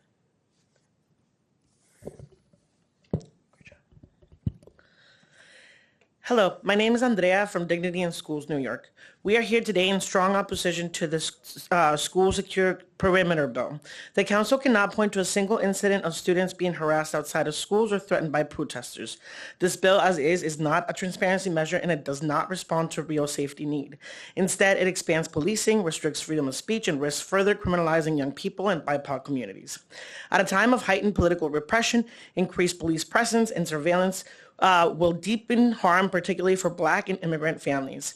This is especially concerning given the NYPD school officers can add individuals to a secret gang database with little or no evidence contributing to the ongoing criminalization of young people. The city's own record raises red flags. The 2024 protest settlement with the NYPD showed that current policing practices often violate protesters' rights.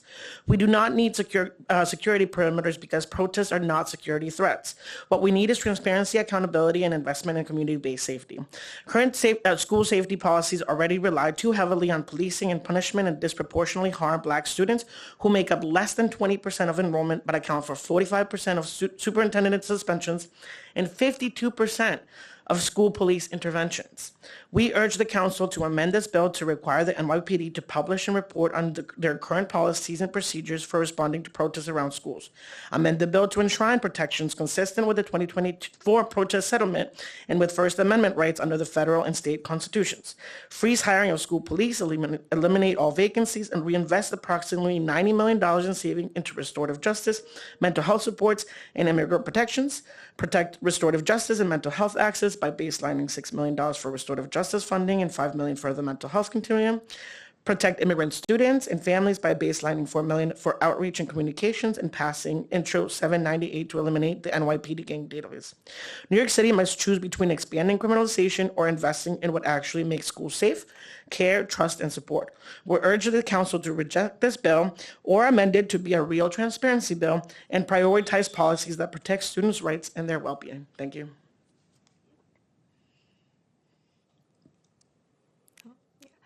Good afternoon, esteemed council members in the Committee on Public Safety and Honorable Chair Oswald Feliz.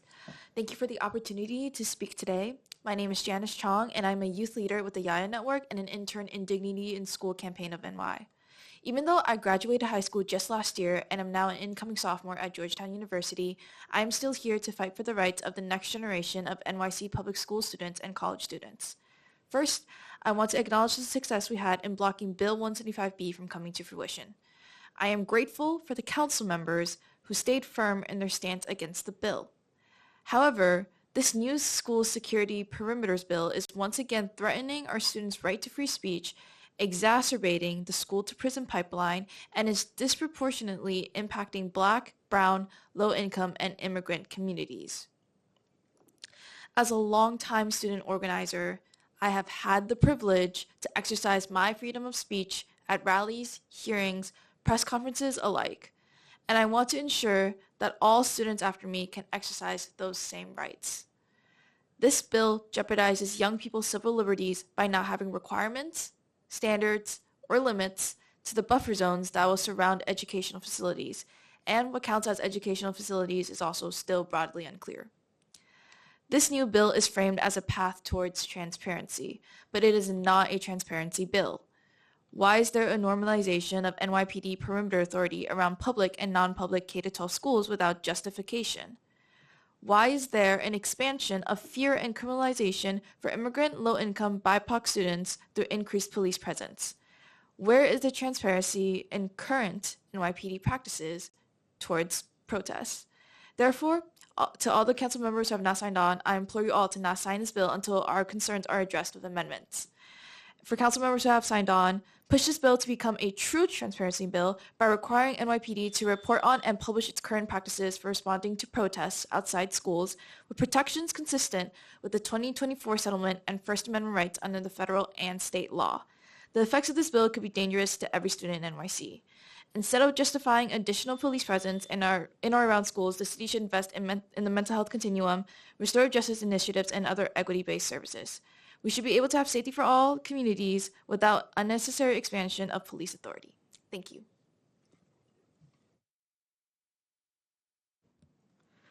Thank you, Chair and Council. My name is Habiba Al-Aidi. I'm an organizer at Malika Community Safety Organization in Queens.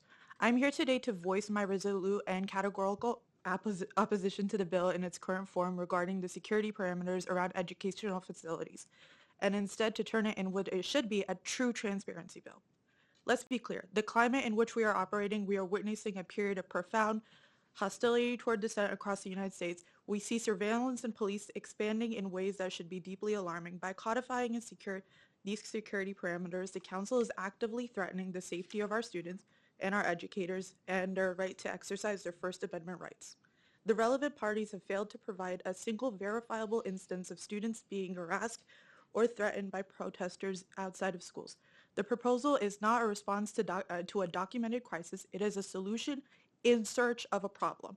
In practice, this bill will have a devastating, chilling effect on students' speech. It signals to young people that their engagement in politics and a political process is something that should be contained and surveilled rather than a vital civic exercise that it is.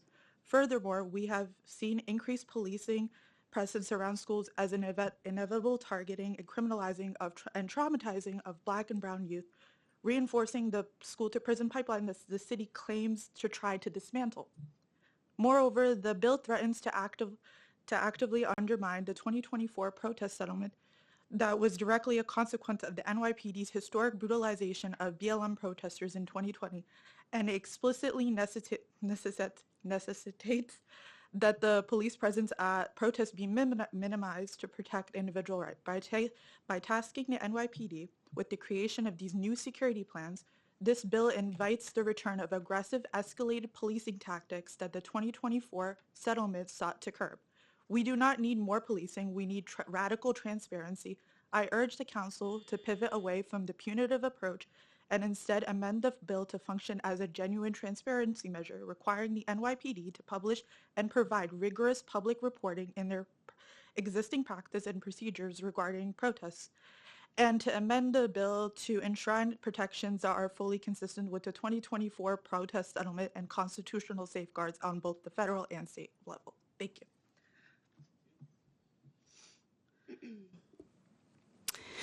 Hi, my name is Kaiser. I'm speaking on behalf of the Alliance for Quality Education. AQE organizes parents pushing for quality public education for all children, regardless of zip code. On February 25th, hundreds of New Yorkers submitted testimony against Intro 175.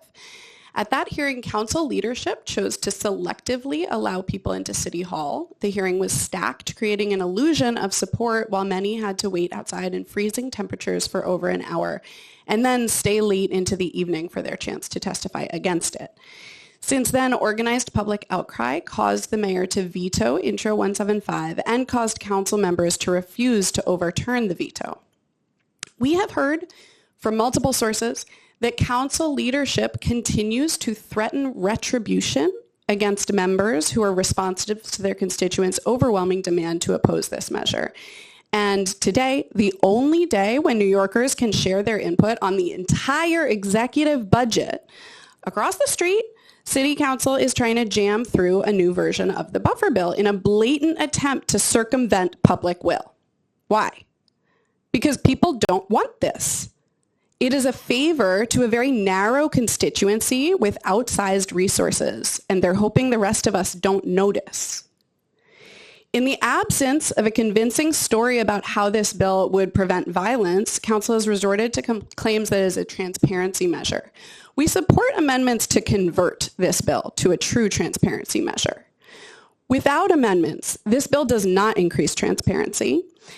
It requires NYPD to create a new plan. In response to questions about whether a new plan is needed, NYPD said, well, we could create infinite documents, which of course would necessitate infinite overtime pay.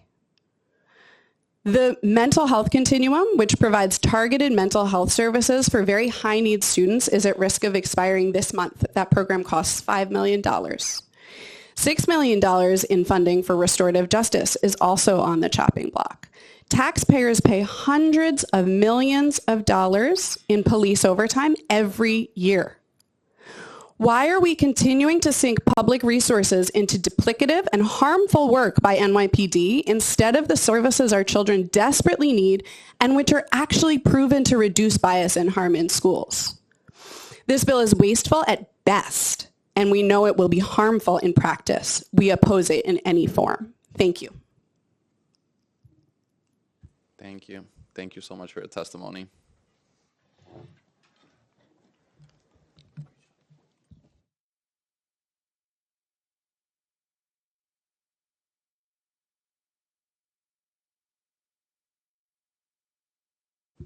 All right, next we'll call the final panel, Chancey Young, Maria Bautista, Sandra Mitchell, Aleka Daniels, and Gavin Henley.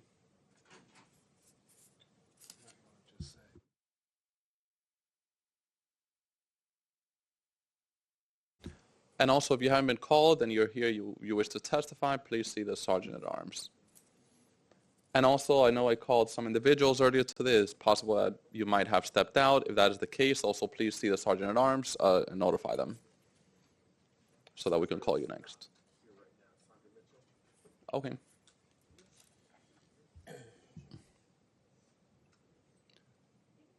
All right, thank you. You may begin when you're ready.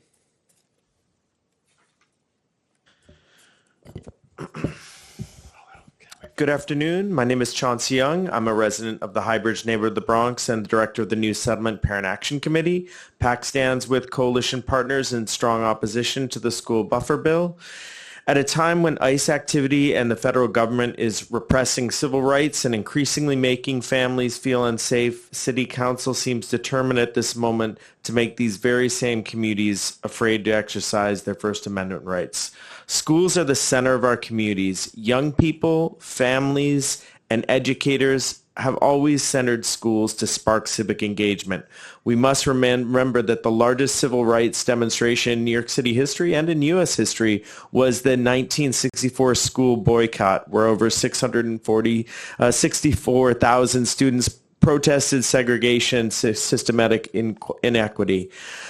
The council cannot point to a single incident of students being harassed outside of schools by protesters. This bill does not respond to a real safety need. Instead, it expands policing, restricts speech, and further criminalizes BIPOC and immigrant communities. Current safety policies rely too heavily on punishment, disproportionately harming blacks and Latinx students. Black students, who make up just 20% of New York City schools' public students, account for 45% of superintendent suspensions and 52% of school police interventions, with the Bronx, council member, seeing the highest rate of interventions. We urge council to amend the bill to make it a true transparency bill that both council and the public seem to desire. Protect rights. Amend the bill to enshrine the protections consistent with the 2024 NYPD protest settlement and First Amendment rights. Divest from policing. Freeze hiring of school police. Okay, fine.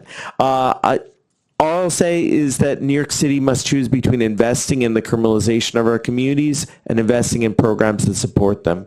We urge the council to reject this bill in its current form, amend it, and create a true transparency bill and prioritize students' and families' rights and well-beings. Thank you.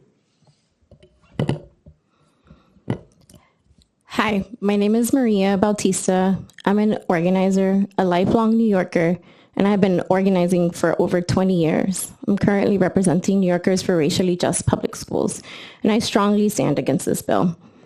I just got back from DC last night, fighting terrible budget cuts, fighting against pervasive underfunding of our schools, fighting against the attacks on children with special needs and the lack of resources that they experience every single day, and the privatization of our public schools. And I got up today and I questioned why Trump-like policies are being peddled here in New York City. And I question why you're smiling, council member, and you've been doing that as people have been giving their testimony, and it's very disturbing. I also question why two leaders that are Latinx themselves, representing thousands of Black and brown New Yorkers, are pushing this. I question the politics behind it. I've organized countless rallies, protests at schools, and all of them have been directed at the failures of the city, the state, and the federal government, and their failure to adequately provide educational opportunities. Never once has it been documented that protesters have harassed or threatened protesters or threatened students at those schools. Instead, they have used their voice to fight against systemic oppression and state-sanctioned violence. This bill does not protect New Yorkers, but will oppress them. As we've seen across the country, as Trump has increased surveillance and policing, and as y'all are trying to push here in New York City, and it's a shame. What this bill does do is threaten our ability to freely speak out against the fascism we're experiencing at every level, city, state, and federal. Hundreds of New Yorkers rose up, beat back the 175B, and instead of listening, you fast-tracked a similar version of this bill with the same outcomes. We're asking the City Council today to amend this bill and make it a true transparency bill by requiring the NYPD to publish and report on their current policies and procedures for responding to protests around schools. The amended bill needs to enshrine and protect the 2024 protest settlement and our First Amendment rights. Thank you.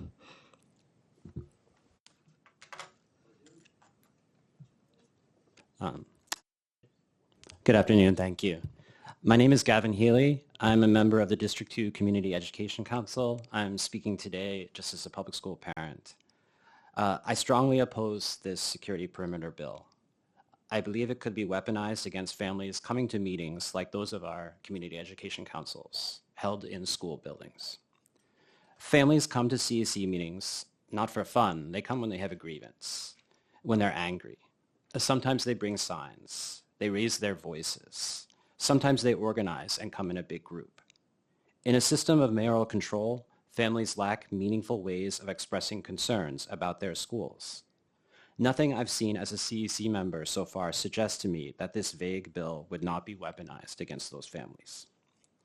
In 2024, the District 2 CEC passed a resolution seeking to overturn guidelines allowing students to participate in sports in accordance with their gender identity. I voted against that resolution, and most of our city council spoke out against it, recognizing it as an attack on the rights of transgender students. Families protested at our meetings for more than a year. We went from having half a dozen people attending to having several hundred.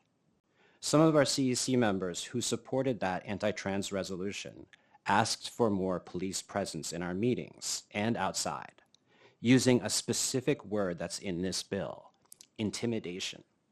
They said they felt intimidated by families coming to our meetings to call them out for marginalizing transgender students, and they threatened those families with police removal.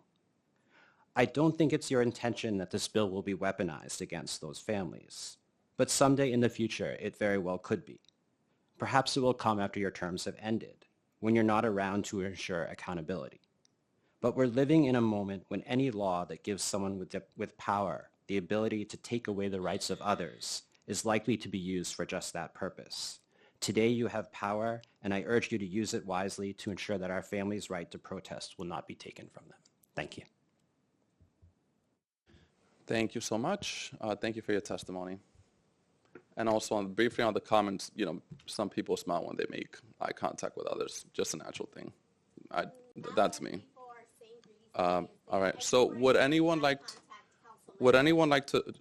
who's here who hasn't testified like to testify? If not, we'll move on to the online testimony.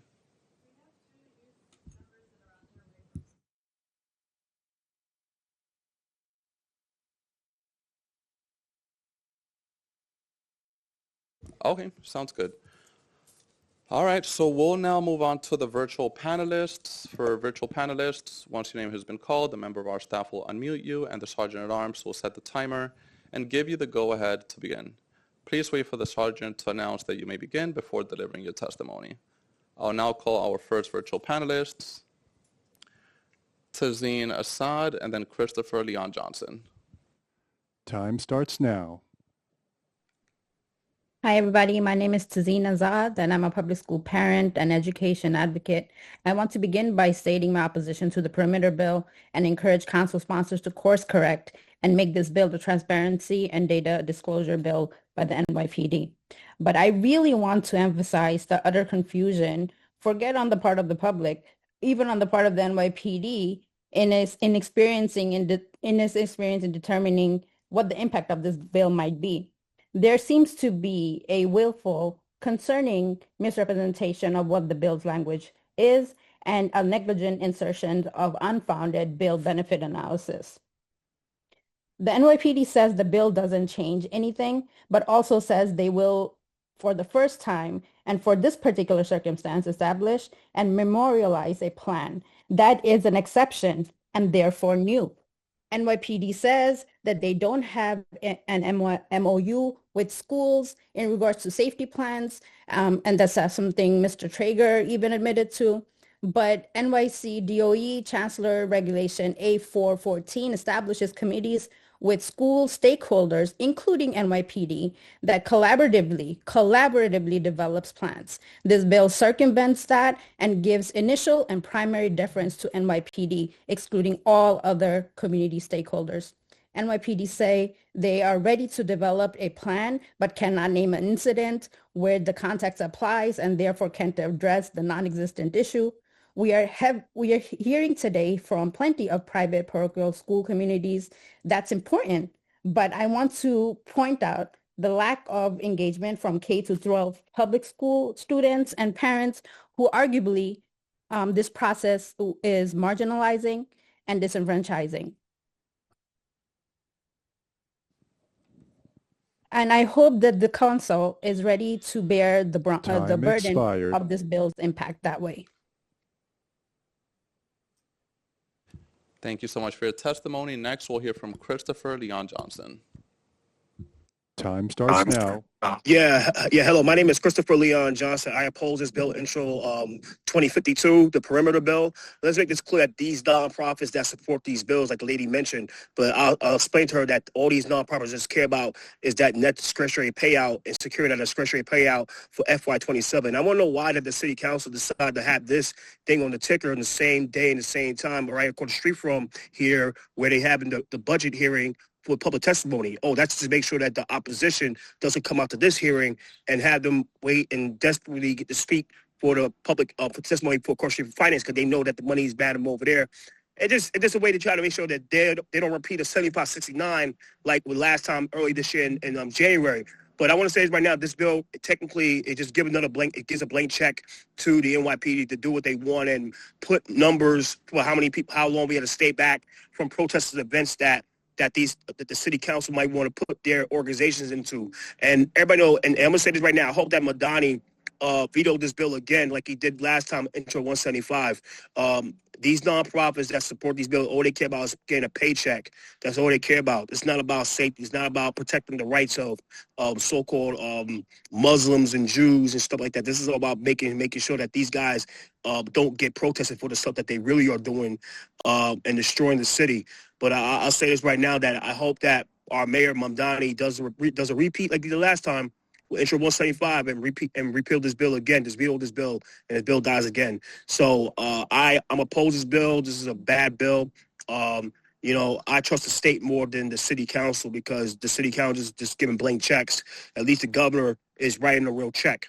But that's all I gotta say. But yeah, but this is a bad idea for a city council. Like I said, I'll say that. Hope you, Mr. Felice, do a repeat of this hearing because this is not right. This should not been on the ticker the same day as the Time expired. finance thing. So thank you and enjoy your day. Thank you. Thank you so much for your testimony. I'm also going to call 3 individuals who signed up, but weren't here when we called them.